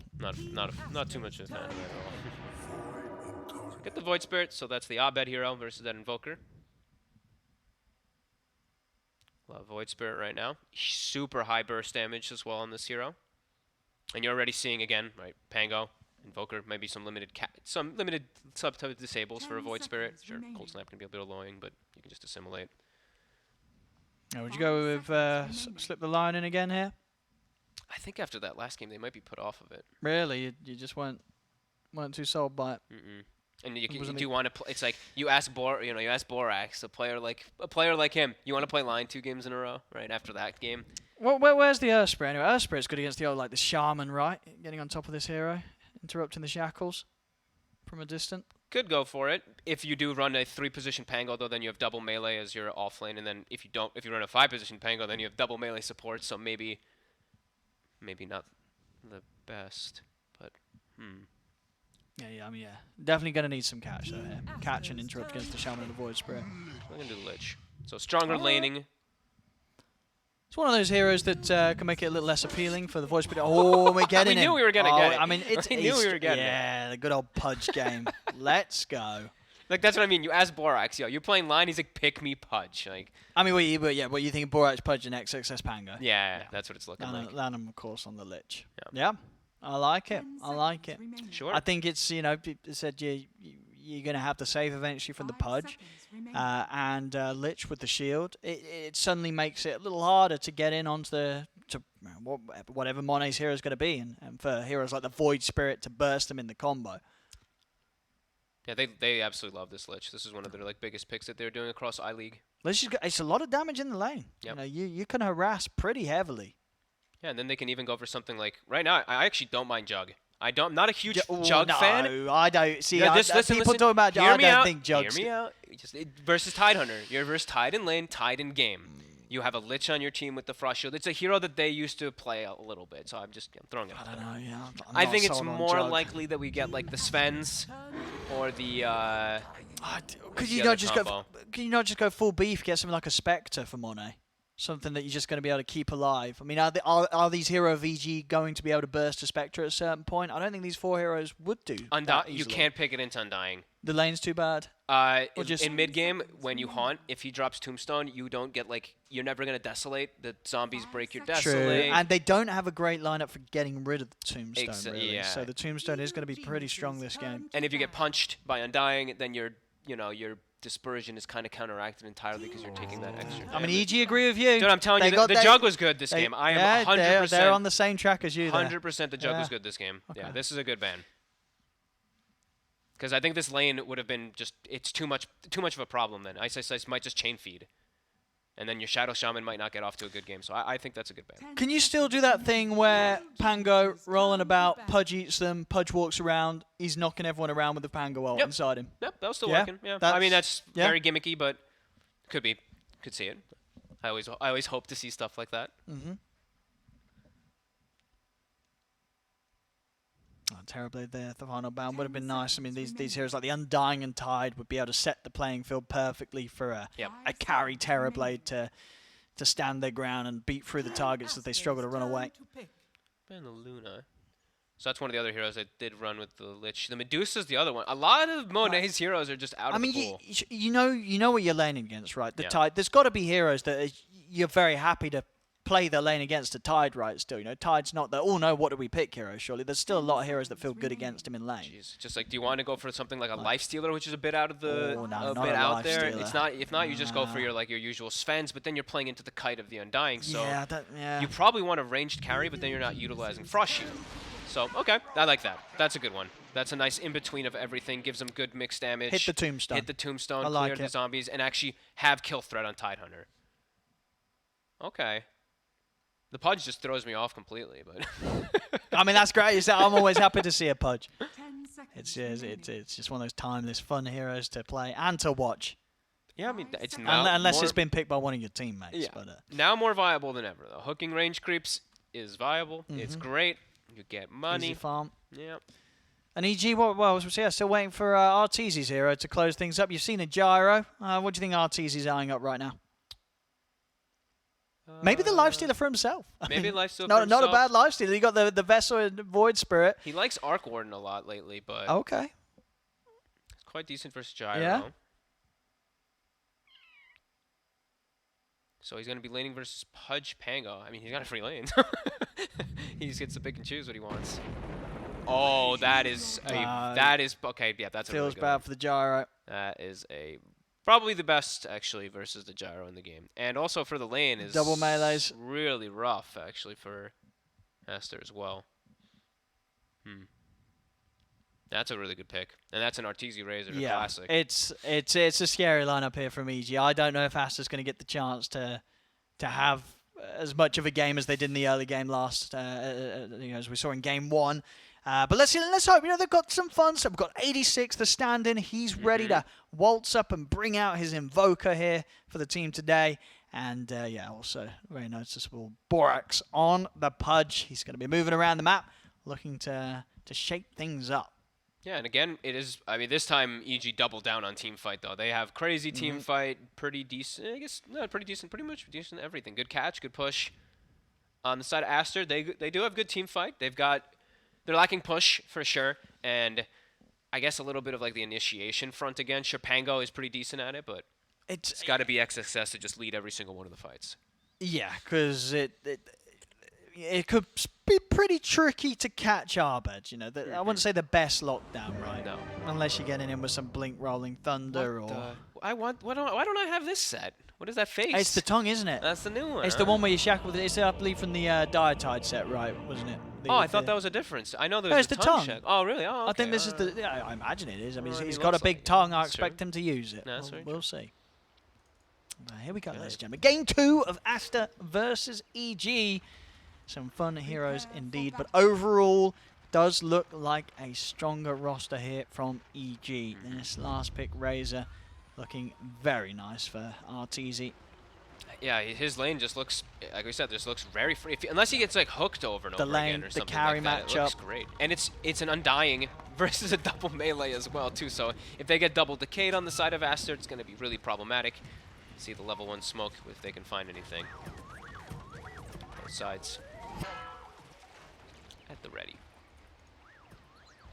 And is this going to be? This is the thing I'm wondering too. Is this going to be a lane where we do actually see Monet get barrage? Because I know all of the gyros are just going 0, Yeah, 0, you don't get 1, barrage. and 4, and then you just go stats. You don't barrage. So no barrage at all. It's gonna be. I don't. Yeah, I mean that's what I figure it's 30 gonna. seconds It's to gonna be, battle. but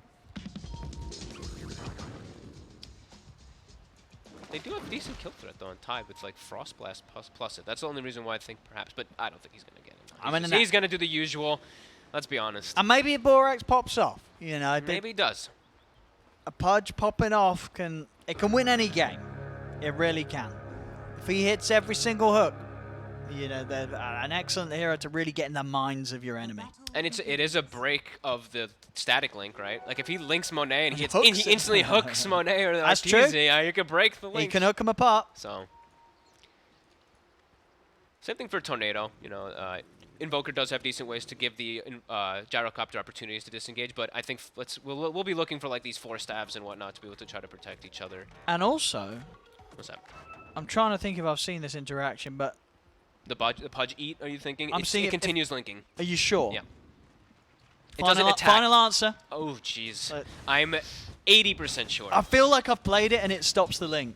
But we'll see. We'll see. Jeez, Maybe we'll okay. find out. If it does, that would be very good. But I think you're probably right there. You'd imagine it does. It doesn't keep attacking, obviously. No, for sure. But I feel like I've expected it to continue to link, and it actually doesn't. Okay. When you Maybe- use the target that's been linked. Maybe I'm stupid. Could be We'll see. stupid. We'll find out.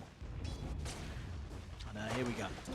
And let's see how 86 does. Obviously, last time, Kunker against the Ember Spirit was definitely a bit of an easier lane, I feel, than this one. This one might be a bit trickier against the Arbed Void Spirit. And I'm glad they did do this lane setup, honestly, because otherwise I think that they just like lose the game based off lanes. You have the double melee versus Undying. it was a full disaster. So yeah, I like that they've gone for this. And now Borax, he can just back up. Sure, you're running a tri-lane, but you're Pudge who can hook big creeps. You can hook centaurs, you can farm. So he just backs up, hooks a centaur, and he's almost level 2 on this Pudge. Yeah, this is very good adjustments here from Aster.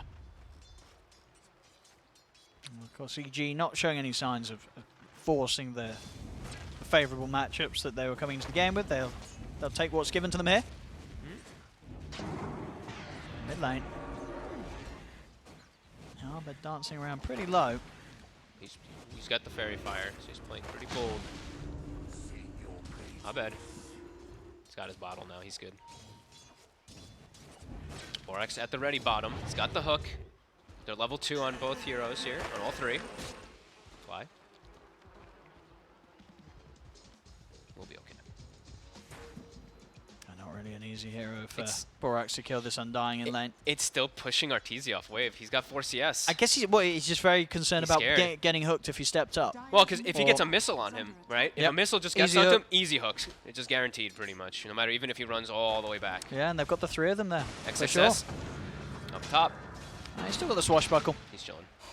Stick charges too, but yeah, he's having to play very cautious up here as the focuses we're seeing from Aster. Very much on bottom, and Fly, he's going to get run down by Borax. Aster, they'll get the first blood here. This lane setup is everything for them now. Really liking that they decided to go for this Monet. He's able to go for his build now too. He's going to just be able to go for confident, always build that we see on the gyro, just going for stats and flak. And yeah, it's like a triple benefit for them, right? They're shutting down Arteezy, they're getting Monet the farm, and then they're not having their double melee versus the Undying. So, and this is really good stuff here for Aster to start off.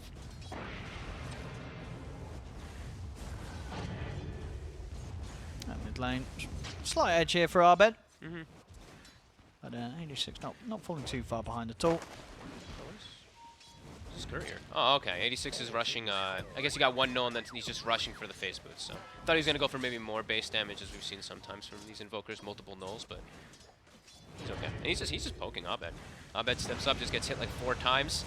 Abed. Oh, I mean, 2 more hits. I mean, he's 86. He nearly does it there.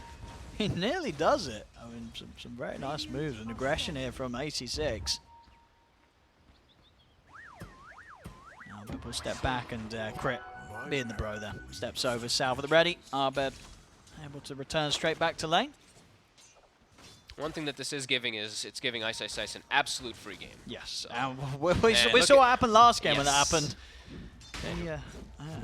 And looking at XXS, he's not having that free game. Now the wave is starting to push into him, so this Pango will start to catch back up nicely. And now we're seeing lanes go back to normal. They're going to leave Monet down bottom for a second just with the Lich, and we'll see if they do look to just like break stuff up, as Arteezy is significantly shut down, so maybe they could actually send the Pango down with a +1 and he could be okay. But yeah, giving Ice Ice Ice a free game is always spooky. Yes. As, yeah, already it's not that easy to burst through a type with the heroes that Aster have. No. It can be annoying. You can burn his mana. Make it hard for him to get in, but Ice Ice Ice is going to be able to stay right in your face for the most part of it in these team fights with the start that he's been given. Yeah, because he's just going to be able to what? He can probably just buy a hood if he wants to. I mean, he's got the Ring of Health. I know this is just a casual Ring of Health for the time being, but if he would like to, that's going to be like, that's the thing that'll kill him, right? It's the Lich ult plus like a Pango ult plus Tornado EMP, so might still go for something like that if he wants to just be a little bit beefier. See bottom. I mean, Arteezy could be in trouble here. They've got the pull. Borax coming around with the wraparound, starting to rot the 2 of them. Arteezy getting blasted by Lanham. He'll fall. Fly's going down too. They're going to be able to get the 2 here. Borax with that wraparound as EGs, they step up quite aggressively in the lane and weren't quite ready for the 3 of them after to turn around, get those kills. Borax's Pudge off to a hot start with the involvement that he's having. I'm telling you, man, they probably told him, yeah, we're picking Lion, and he's like, no, it's a Pudge game. And he's making it look like a Pudge game for sure. Great start. 3-0, all 3 for him. He's got his Soul Ring coming out too, so he can continue.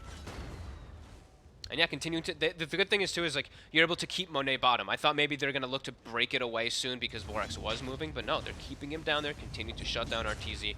And XXS, he's not dying. I thought perhaps he might get caught once or twice up here, go down from the catch from the Shadow Shaman, but he's playing it safe, still getting some CS. Yeah, no, given the circumstances, I think as a team they'll be quite happy with what Aster's been able, XXS has been able to do up here on his own. Yeah. All that damage reduction really is like 32%. They just can't go on it. Yeah, the Invoker too. 86. Doing pretty damn well in the mid lane. Radiant structures are fortified. Absolutely. Hasn't been called out. He's ahead of the Void Spirit. You know, Void Spirit's been farming small camps, so it's 41 CS, but it's the Invoker is able to just stake his ground. He has to spend 0 money on regen because he's got Quas. So, yeah, very good start. No, I mean, 86 in these 2 laning stages. Oh, look at of these top. 2 games. He's definitely. Invis, it's gonna be wearing off soon, and they're actually triple sapping XP from XXS when he's getting very close to 6. I think they should, look to give the Pango the 6 pretty soon, because then you actually have better kill threat on the Tidehunter. As we did say, Ice probably is gonna go the Hood. He's got it, so it's might be a bit of a tough kill. Aye, they could go for crit instead, They though. sure can. Pull. Sets up the hook. Crit's going to go straight for the TP attempt, but they have the damage. Aster, they'll cut down the Shaman. Ice, Ice, Ice. He's got the backup of Arbed coming in. They jump forward, burst through Borax. 86 with the response, though. TP's over. Tornado and the EMP coming out. Arbed's burnt very low on the mana. Will be mangoed up, so he's got a little bit more to come back into the fight. Ice, Ice, Ice trying to step in, but you see Ice, Ice, Ice, he's not quite hit the 6 yet, so no Ravage available for this. They're turning onto him. They take him out. Jump forward from Arbed, cleans up Lanham. And now Arbed's got to run. And XXS, he's hit the 6. He's ready to chase him down. Cold snap from 86. Sets up for the Rolling Thunder. XXS getting the angle for the bounce back. Jump in with the shield crash. They bring down Arbed. Arteezy is heading in, but another perfect line there from 86 as he chucks them both up into the air. He's able to walk out of it. And Aster, they're able to respond very nicely to that. And yeah, 86, some great hits there with the combos. I mean, that's only 4 of them, too. Look at Monet. Whole time, he's just sitting in the bot lane farming. That was huge for Aster. Great rotations coming out from literally everybody. Perfect movements from 86, as you said. Nice little setups from the Tornado. And they even tried, as you mentioned, too. I think it was Ice, Ice, Ice. He double mangoed the Void Spirit. He passed him over to Arbed, yeah. Give Abed a better chance to get away, but either way gets caught. And maybe if he had the Ravage, but yeah, maybe. Just one creep away from having that 6 there. Didn't have it. Ice shows his face bottom. 3 heroes for Aster. I mean, they might feel that with the move that AEG made top, they can't really make a move down bottom to help Ice if they can grab him. So Aster getting aggressive, they'll take the tower down. Ice he's going to have to stay hidden in the trees. He's TPing out of there. Yeah, no more messing around with this area straight away. Knows that is not a place to fight. Good lane. Not bad. We'll be able to disjoint, get away from that EMP. Ice. They know they will know he TP'd as soon as they get a vision of him up top. They're gonna know he TP'd up there. So it's gonna be their choice if they would like to defend that top tower. I think there's still a possibility that they can, but I think most teams just like to give up that tower because it's a bit too risky. Yeah, against the Ravage. Yeah. It's definitely going to be a concern. Unless they can get the EMP, if you can find an opportunity to catch that EMP onto him. Yeah, I mean, how sort of safe are EG playing with wands and mangoes? So they got. He's got Soul Ring. Mangoes, but yeah, so Soul Ring and the wand. Yeah, you can't actually defend this top tower. So looking to make their own plays mid. Borax catches Abed for a sec, but nothing else. As Monet's got the full crit, so we've been seeing this a lot. That crit rush on these gyrocopters, very strong. They're probably like what crit agonyms we've seen majority of games on these gyros. Tower to go down, but Aster putting themselves in the jungle of EG. As Monet still getting some very safe places to farm here. Look where he's farming. Like, look how confident he is. He feels he's safe. Yeah, he's like, I have double ward protecting me. I'm okay here. Yeah. And they've set up this half of the map very nicely for Monet. Yeah. That'll be huge, as Arteezy is quite shut down this game. And Arteezy's trying to mimic the same thing, but he can't do it nearly as effectively right now. He has to be quite careful. If he steps up like just a bit too far here, XXS is going to go on him. I mean, Borax and 86 They're are ready to back him up. He's got the slow. EG, they do have members around. See if they can come over to help him out. Crit. He's caught by the bounce back. 86, he's been hesitant. Not wanting to step in now that EG's had time to respond. Ice is in position to pop a Ravage if they do go in on it. Decent attempt. They did force the Eye of the Storm from Arteezy, so also scared XXS a little bit. You know, that constant poke on you, even though you're in your Rolling Thunder, it does hurt. The minus armor adds up. Now, though, ooh, they're going to go back for Arteezy, though. He stayed up here. He did. Everybody else on EG went away. Arteezy, he sticks around. He is looking quite daddy. I mean, he had the ward in the lane, but no vision in the jungle on that half of the map. He'll try and play his way out of here, hook off the mark. I don't think there's any escape for him, surely. He's not quite got enough mana for the TP. Just try and switch his treads over to help him escape, but they'll be able to cut him out and kill him off. At the same time, in the mid, a dive was made, but only losing Lanham on the Lich there. Of course, the bigger loss for EG being that up top as, yeah, I guess we just felt that they sort of left the area. That they hadn't. His teammates had, but Aster, they were still around. I think they were like trying to bluff that they were still sitting behind him, right? And then they go mid. They at least get the tower, though. That's a pretty big kill with the first Serpent Ward usage. And now they do walk into the Ancient area with the Tombstone, with Ice. It's not a stack or anything like that, but being able to deny at least one of them away from a Gyrocopter is big, but will Fly be able to get away? See if they can get the hook, Borax. He's looking in trouble. He's got the hook straight back into the reach of the two of them. Fly taken down. Another kill here for Monet. I mean, again, like in game one, Aster seeming to sort of match the pace of EG very well in the early game. Yeah, and I do like overall a better situation here for Monet. Sure, he's versus the Razor counter, but I think in the last game when he's versus like a super farmed ET as a Morphling, it feels worse. At least this time Monet is in absolute full free farm, full control of his own game. And they do have ways to disjoin. I haven't really checked if anybody's queued up like 4 stabs or anything just yet, but I assume like at some point they'll have other ways to disjoin away from that link for him. XXS is going for some damage. Okay. Getting himself a Javelin picked up too. Abed will be able to jump himself out halfway toward Aghanims on the Void Spirit. And Ice just getting invoked. You know, the usual. You show up to lane as a Tidehunter versus a Quaswax, he's just going to run and burn you down every single time. So we're yet to see sort of EG make a play around that Ravage, aren't we? They are farming a lot, though. Look at this Tombstone here on the Ancients. Right now with Arteezy, I think a quad stack. The beauty about having the Undying. That's something we did not see, really, Aster do last time with the Undying. They didn't really farm many Ancient stacks at all. I think the Morphling farmed only 1 Ancient stack.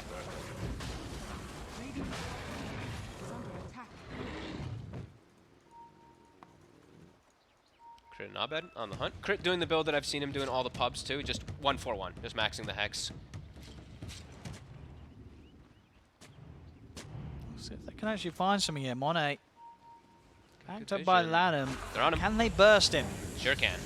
Ward's down. The grabs there. Lanham throw out the shield, but he's only ended up throwing his own life away as well by the looks of it. Let's get the Chain Frost off, but ends up bouncing over towards the neutrals. They've got control onto Arbed, but still able to jump out. As great hook from Borax. Borax able to find the angle, grabs Arbed straight back in as he attempts to jump away there with a Dissimilate.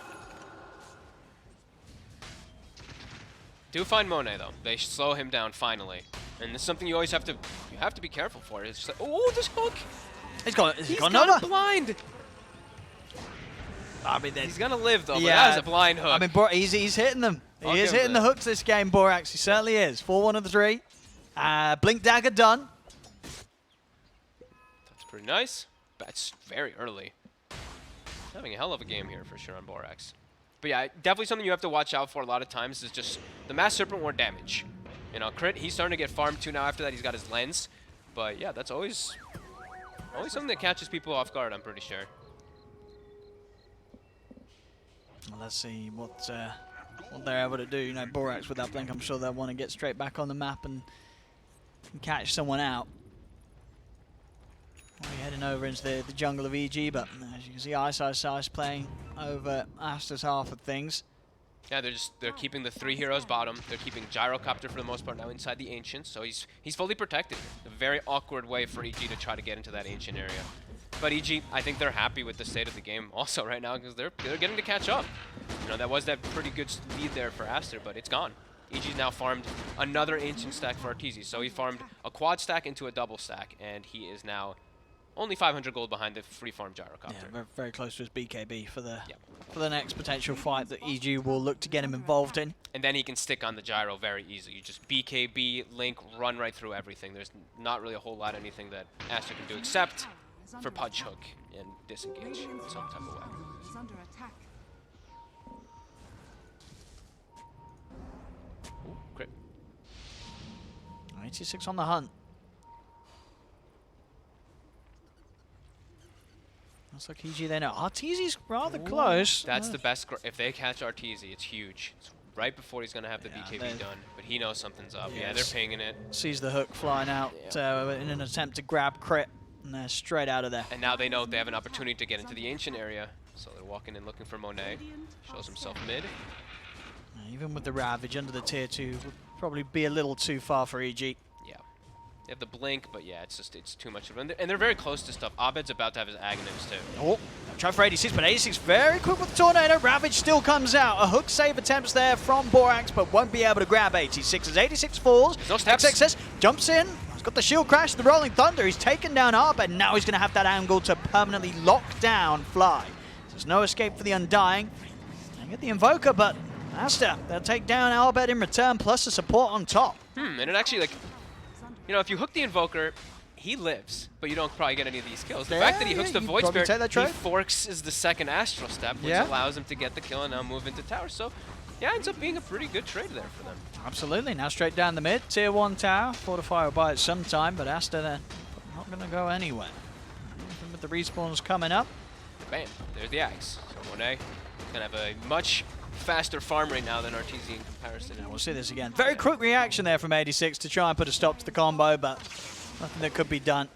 Indeed, as you say, Abed, without any further escape, XXS able to fully take him down there. Monet getting involved. You know, things looking up on the up and up for this Gyrocopter that's already hitting some very good item timings. Yeah, and he does have Amplify as well, too, which is something we always have to point out. There is an Invoker, so Alacrity plus the Gyrocopter. He's going to have a little bit more of better of a steroid than Arteezy is in the game, as Borax with the blink sees crit. Crit's going to drop the wards. They want to fight up here. Well, let's see if they can do so. Arteezy ready to charge down Borax. Borax goes to the TP straight away. It doesn't matter. Damage is enough from Arteezy in the backup of Crit's wards. Abed's still chasing. He has that fresh Aghanims, and they have that ward, so they see Lanem, and Lanem is... I mean, they could look to maybe turn. Stick charges from Lanham, keep him alive. Okay, they stay. Yeah, Abed, he won't dive further. Knows that Aster would have looked to fight there. Serpent wards were used too, so now when Crit respawns, he's not going to be able to have an opportunity to go set up on any of the towers, which he probably wouldn't have anyway. You know, bottom's too hard to hit. Tier 2s are still a bit difficult, especially with Ravage on cooldown. Oh, set up here from 86. He's deep on Fly. Yeah, he was trying to do a bit of a de-warding mission by the looks of it with his curry. Ends up losing both his curry and his own life for it. And 86 gets the kill. 2 back-to-back kills when he just picked up Gloves of Haste. The dream for Invoker. Midas is about to be finished now, too. Another very solid start here from the stand-in for Aster. Yeah, this time around, though, it's looking like a much more contested game.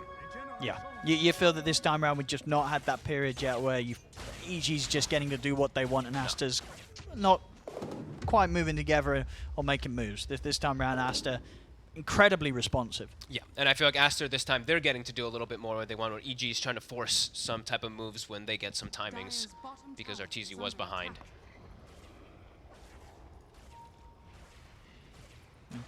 Eyeing up the Roshan, but yeah, I don't think they're really going to be able to do that anytime soon. Maybe with the wards. If they get an opportunity to sneak in there, they have Flesh Golem, so damage amp, true, plus and the Tombstone, plus the Gush, yeah.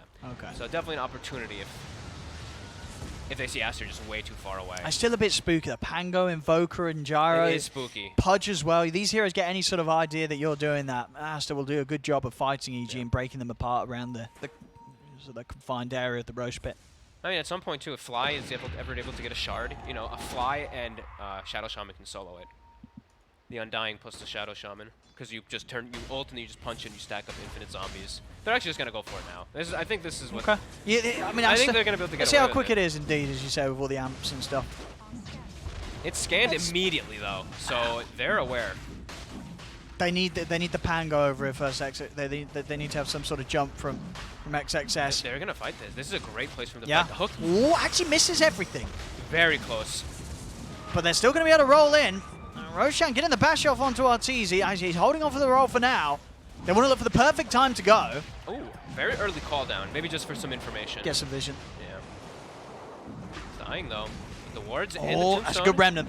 Will slow down the pull into the silence. They're stopping XXS from being able to immediately roll in. Roshan getting low. XXS will now get the rolling thunder off. He's over towards the pit. Arteezy puts the BKB. The kill will be taken by XXS, but Arteezy with the BKB is still able to pick up the Aegis for himself. As Crypt over to the side, he's got the grab, and Arbed, he's got the pause. He sure does. That was the Ravage. So it was disengaged. So they XXS goes in at the same time as ISISI, so they both kind of counter-initiate each other at the same exact time. But XXS does get the last hit, as you said. It was something, but yeah, a heads up from Arteezy, popping the BKB, Yeah, knows that he can't leave it to chance there, and will manage to make sure he gets that Aegis for himself. At the end of the day, I think you just can sacrifice. You just let the Pango go. Let the Pango die, and I don't think you're too You don't sad fight here this. on the side of Aster. No, I think you're okay. Because Monet's about to have BKB too. Yeah. No way. I mean, Back if I see Aster run into this fight, There's I no am way. going to They're be not so fighting confused. this. Yeah. They're really getting hope they straight just away run. from this. Yeah. Sure, Arteezy's used the BKB, but he has the Aegis, so And yeah, you know, wanting to go for that. Yeah, no, it's still just a. There is no serpent wards and everything, so they might feel like they want to, but I don't think that they should. I really don't. I think Pango's just quite an important part of this without XXS. Agreed. And some of the combo of the Invoker is on cooldown here for 86. So. Yeah, they can just chill out, back up, wait till Pango respawns, get the BKB on Gyro, then you can look for the fight. Even if you're playing into Aegis, you're still very strong on the side of Aster. I mean, maybe they can sort of wait on the high ground, see if EG try and Sure. do more themselves. Sure. If they start to sort of barrel up to the high ground, maybe Aster can stick around and see if they could take a fight from an advantageous position. Is there a buyback available on XXS? I don't think he should, though. You don't think he should buy back and fight on the high ground? Because he's got both. I think TP's on cooldown. I think best thing is never just mind, you TP's on reset, cooldown. wait for Yes. Pango, respawn, and then he's gonna have his ulti before Tidehunter's gonna have his, obviously, because of that. It's like half the cooldown. So then you can, I think, then you can probably look to get something out of the map here on the side of Aster. Even though you're into Aegis, you can still look for a fight. Yeah. So what, Midas done also, I think? Yeah, Midas was just finished before the fight too. And Monet is about to have BKB. Yeah, look at the lines drawn. You see what Ice just did? All 3 lanes, he draws a line to push him out because he knows we don't want to fight in these next few moments. No, Just don't run up there. Everything is down. Every single spell is on cooldown for us too. So we'll get this pick off, and then we just have to make sure our lanes are forced in so that Aster can't look to take a fight while Ravage is on cooldown.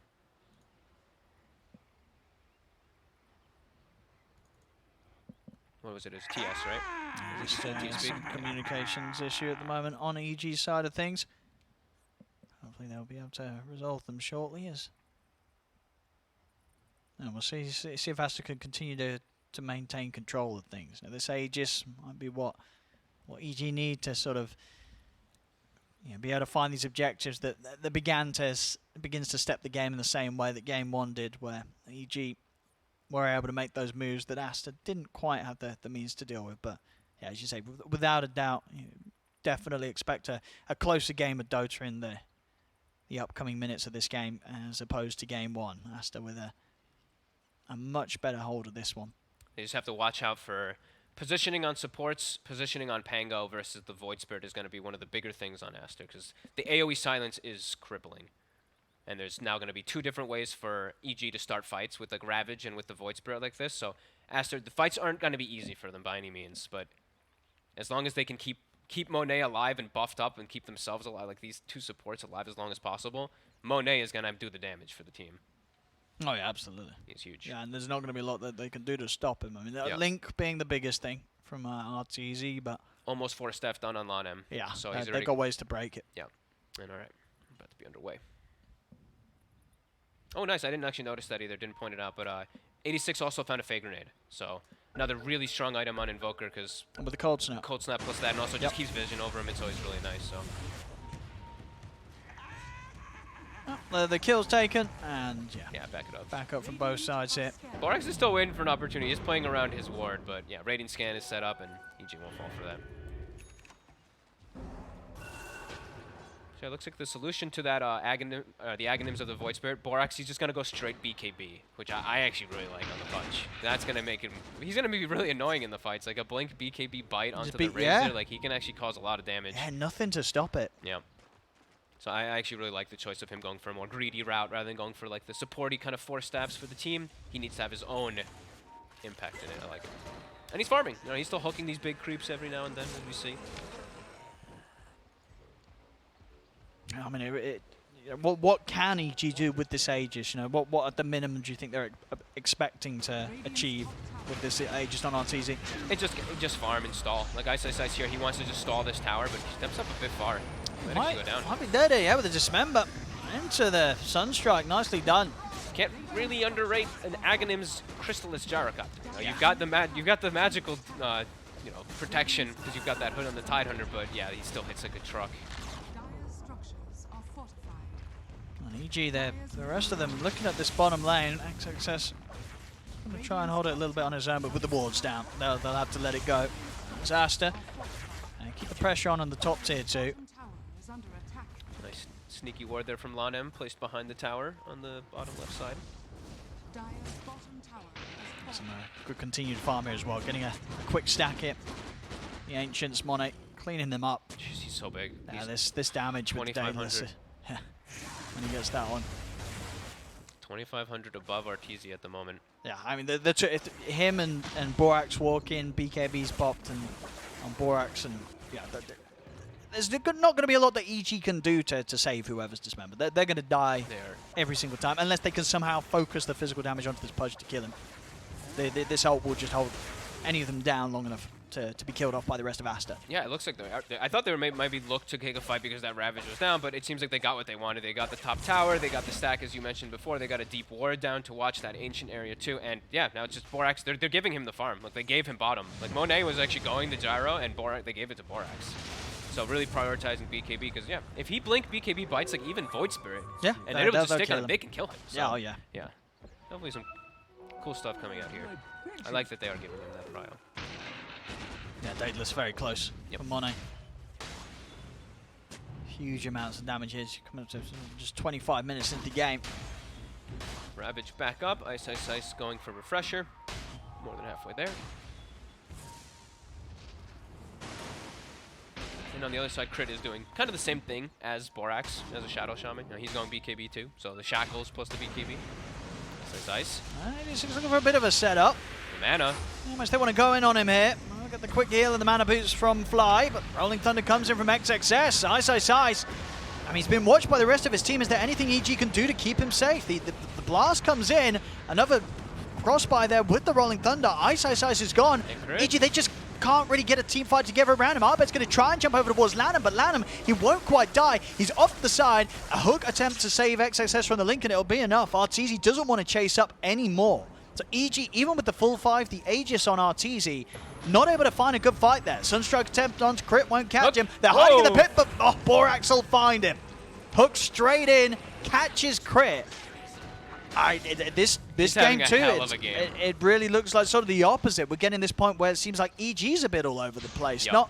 Not really able to get whatever they wanted to do done there. Ice was on the front. He's the one that gets gone on, but they don't see any sort of opportunity to turn and fight around their tide. Aster able to control and kill him before any move by EG is really made. Aster's playing really good around each other, and honestly, Borax is having a hell of a game. 6-2 and 6 on the Pudge. He's about to have BKB done. We've got Aghanims on the menu, on the horizon very soon here, actually, for the Invoker. Three components, so now even more so. A BKB bite and a Cataclysm. Anybody's going to die. Looking for 86, but again, he's been incredibly quick with these tornadoes. Every time that EG's trying to make a jump anywhere close to him, 2-3 heroes getting sent up into the air, and 86 is able to sneak away. I think Ice has to be a little bit more careful about how he just shows his face. Usually as a Tidehunter, you're just like, you waltz in, right? I think now he has to play a little bit more back. Especially because he's playing with the blink, right? Yes, and also 86, as you mentioned, like, he's just had his number the entire game so far. He's always getting the catches onto him, and this time they will find Borax. I'm tired of the shenanigans. There's the Aegis timing out though as well here for Arteezy, so we'll not have that to play around with. That's the BKB AC. Going for the Satanics and trying to tank up as much as he can just in case he does get caught by this setup and combo. The BKB 400 gold away on Borax. As Monet, Daedalus done, ready to start building up that lifesteal with the Satanic himself. I mean, at the end of the day, right, this Gyro, he's going to scale a whole lot harder than anything that EG really have. And he has the alacrity too. He's always going to have that extra little buff up. That's always going to be very strong. Arteezy still, I mean, he's doing really well with his farm though. Even though he's like 3,000 behind the Gyro, he's keeping decently close.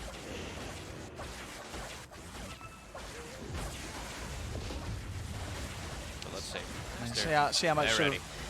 No, but our EG though, you know, if you're EG right now, are you waiting on another item? Are you trying to take fights? What's the call here for EG? You just have to get a situation where you actually are able to get Ice with the Ravage. Right now, I think Ice he wants to finish Refresher, but Have we seen a Ravage yet? yeah, we have. Just the one. Yeah, just the one in the mid. Just the one. Actually, no, two. We saw the one mid and we saw the one around Roche Pit. But, Oh, well, yeah. you guys didn't see it on we the were screen. watching the other Yeah. side of the fight, yeah, Yeah. but you're right. He did pop it off around the Roche, yeah. And he's close to having the Refresher. Yep. So many more Ravages to come, for sure, here from ISO. So yeah, definitely, maybe not as many as he would have hoped for so far this game. Aster being, just doing a great job of making sure that ISO is never really in a position to start the fight off successfully. And they've switched it now. 86, he's being a bit safer. Rather than going for the Agnums, he's actually going for BKB too. So just all going to counter versus that. The silence from the Void Spirit and the Ravage coming out from the Tidehunter. And that's how EG has to start most fights. They kind of have to like double initiate on both the Void Spirit and the Tide. Yeah, it's got to be some big Ravages. It's got to be huge. I mean, yeah, and he could get them. The pressure's on for him though. We want to see some big blink Ravages from Ice. Does he have the Refresher coming now? Not quite, but they're looking to battle anyway. It's going to be hard to catch Aster with the quick BKB reactions, but They're all ready, too. maybe he's able to catch them off guard. I feel like Aster has more of a timing here than EG does. Oh, up ahead. He jumped in. Oh, Borax. He's headed in. Ice, he's Nice. in. Oh, it's Oh, a five-man Ravage. Ice. baby. That's what you want to see from the man. Gets in, separates the fight completely. As the Monet. punch goes down, RTZ is able to make a Monet's beeline dead. straight towards Monet with the leak building up. The gyro goes down. Lanham as well, he buys back. I don't know if there's going to be much that Aster can do about this. As Ice. That's what you want to see from the man there. It's been a bit of a slow game for him, but getting in with a five-man Ravage, And exactly what EG need to open the game up for them. And he's got Refresher and he's hiding it. He hasn't shown himself just yet. He's hiding in the tree line. So this is going to catch him off guard completely. Yeah. That's a huge mistake by And here we Invoker. go, he's Here we in. go. Jumps forward, he's going to get the two of them, but that's enough. Invoker and the Lich out of it. 86 and Lanham taken down, neither with buyback. He was just saving the good ones till the end here, Yeah. Ice. And I completely take back about, I guess, Aster having the better timing there than EG, but Aster they didn't get their Yeah. BKBs off. They just got hit completely by the Ravage, and Borax, him jumping in, actually gave the initiation for EG. Now EG, they just get a Rax off of it. Huge plays. Ice. Yeah. Coming in clutch.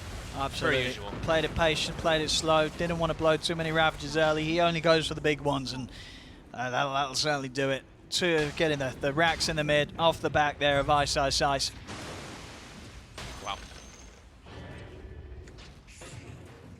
That's definitely going to shaken up Aster a little bit. Now down 5k. I've got to be more prepared for those moves from Ice. See here again, that second one. Just have to be more careful with the way they look to start a fight too, right? Like Borax, if he's gonna go to blink in like that, he has to get the bite off. He can't just blink in, set his team up just to get five-man Ravage, as you mentioned.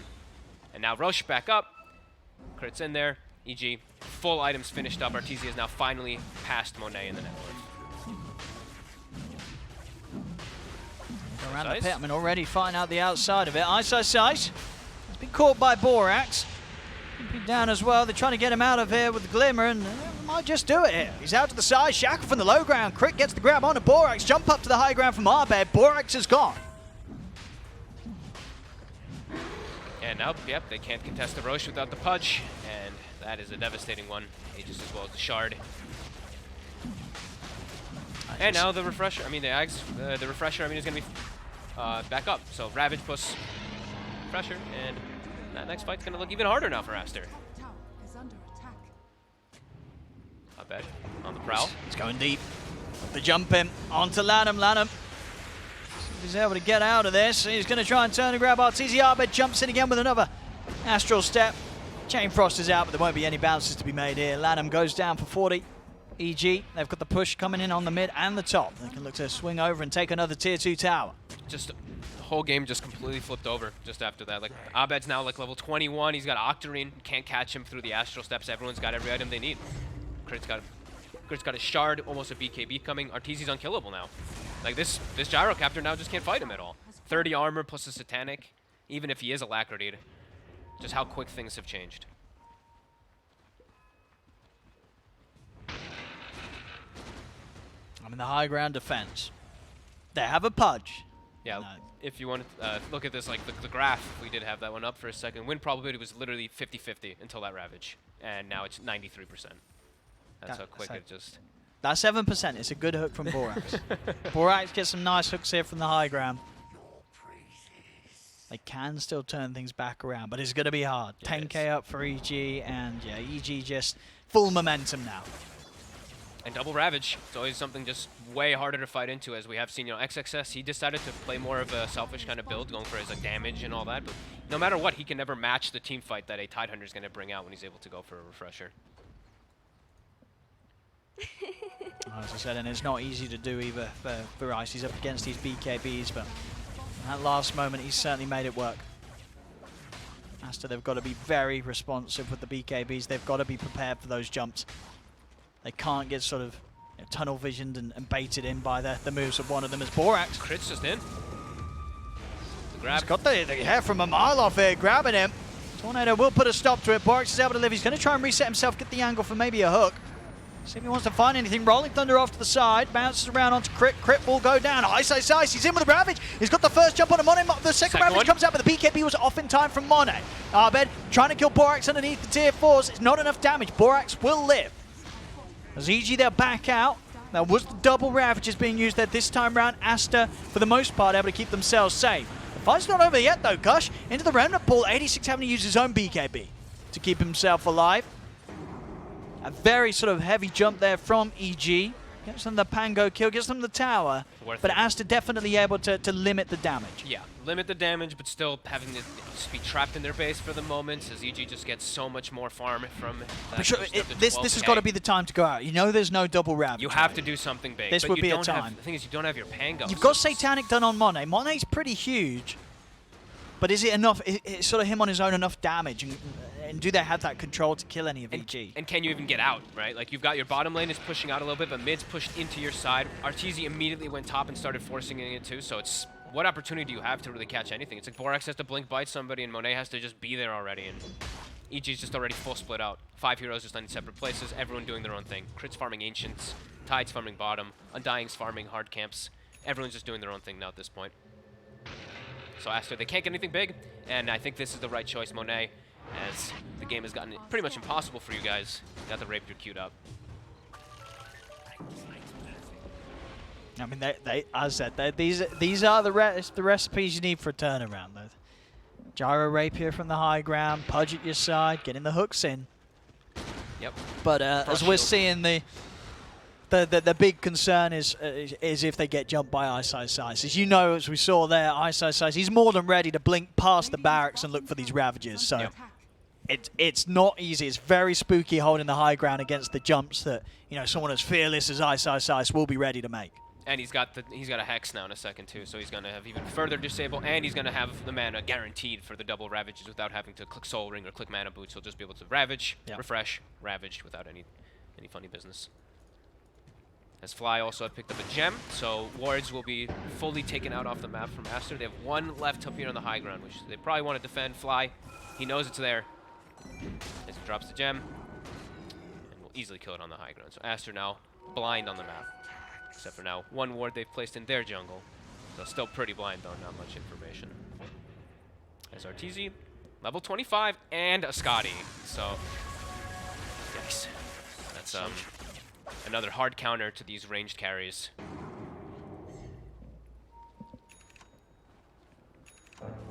Let's just wait inside the base here, really, for the majority of Aster. Monet trying to push out farm where he can, but it's all going to be down to the base defense here. Aster keeping 4 of their members up on the high ground. EG will start to show on the bottom. They just can't keep their lanes out. Like Monet, he pushed in top, but mid's now forced in, bottom's fully forced in. They're smoked on the side of EG, just gonna look to jump immediately. Yeah, I mean, this is so Crit's scary. 18. If Ice gets in with a good double Hex, double Ravage, There it is. Oh, what a Lotus. quick Lotus. Wow. Instant Lotus there before the Hex comes out. Is it going to be enough to save Monet? Refreshing the second Hex from it, but it's not enough. Monet will be able to live, and now they look to turn. They get the grab, the bite on the white side sides. The Rolling Thunder comes crashing through as well. Arteezy in with the BKB. Ice Ice pops the second Ravage, but the BKB is still there for Monet. Arteezy, he has the physical though. The link builds up. They take down Monet. Buybacks are coming out from Aster. XXS trying to roll over, but it's a lot of damage here built up on the Razor. They step near Arteezy, he will tear them apart as Arteezy takes down another, brings down 86, jump forward from Arbed, he's looking for the control onto Monet. Arteezy, he's just beating them down one by one. It's left to Monet and 86 to try and hold, but Monet will fall. GG. And buyback for 86, there's nothing else to defend with. GG's called. EG, they'll take the second game, the series, it's theirs, 2-0. Just some big Ravages. I mean, the mid was everything, right? Just the double Ravage, or sorry, the single Ravage catching the 5 heroes, again. That was it. And then gets Refresher, able to catch them on the high ground too. And that was kind of the game. I think Aster, until that point, had played a very clean game. They did, Everything was looking start. great. Borax was coming in clutch on the Pudge, but EG, they hit their stride, they get the Ravages, and then Arteezy takes over the game. And he's like, all right, I'm here to carry now. Yeah, no, absolutely. He was there for sort of the final bit, but I think both games, Ice on the off lane, looking very solid. MVP for me, both games. Yeah, absolutely. He popped off on the ET in game 1. Is this game 2? Those moves from the Tide, the Patience, and a perfect Ravage in mid just really began the end of the game for Aster. As EG, they'll take the series 2-0. Don't go anywhere, ladies and gentlemen. Much more Dota to come, as we'll see you after the break for more.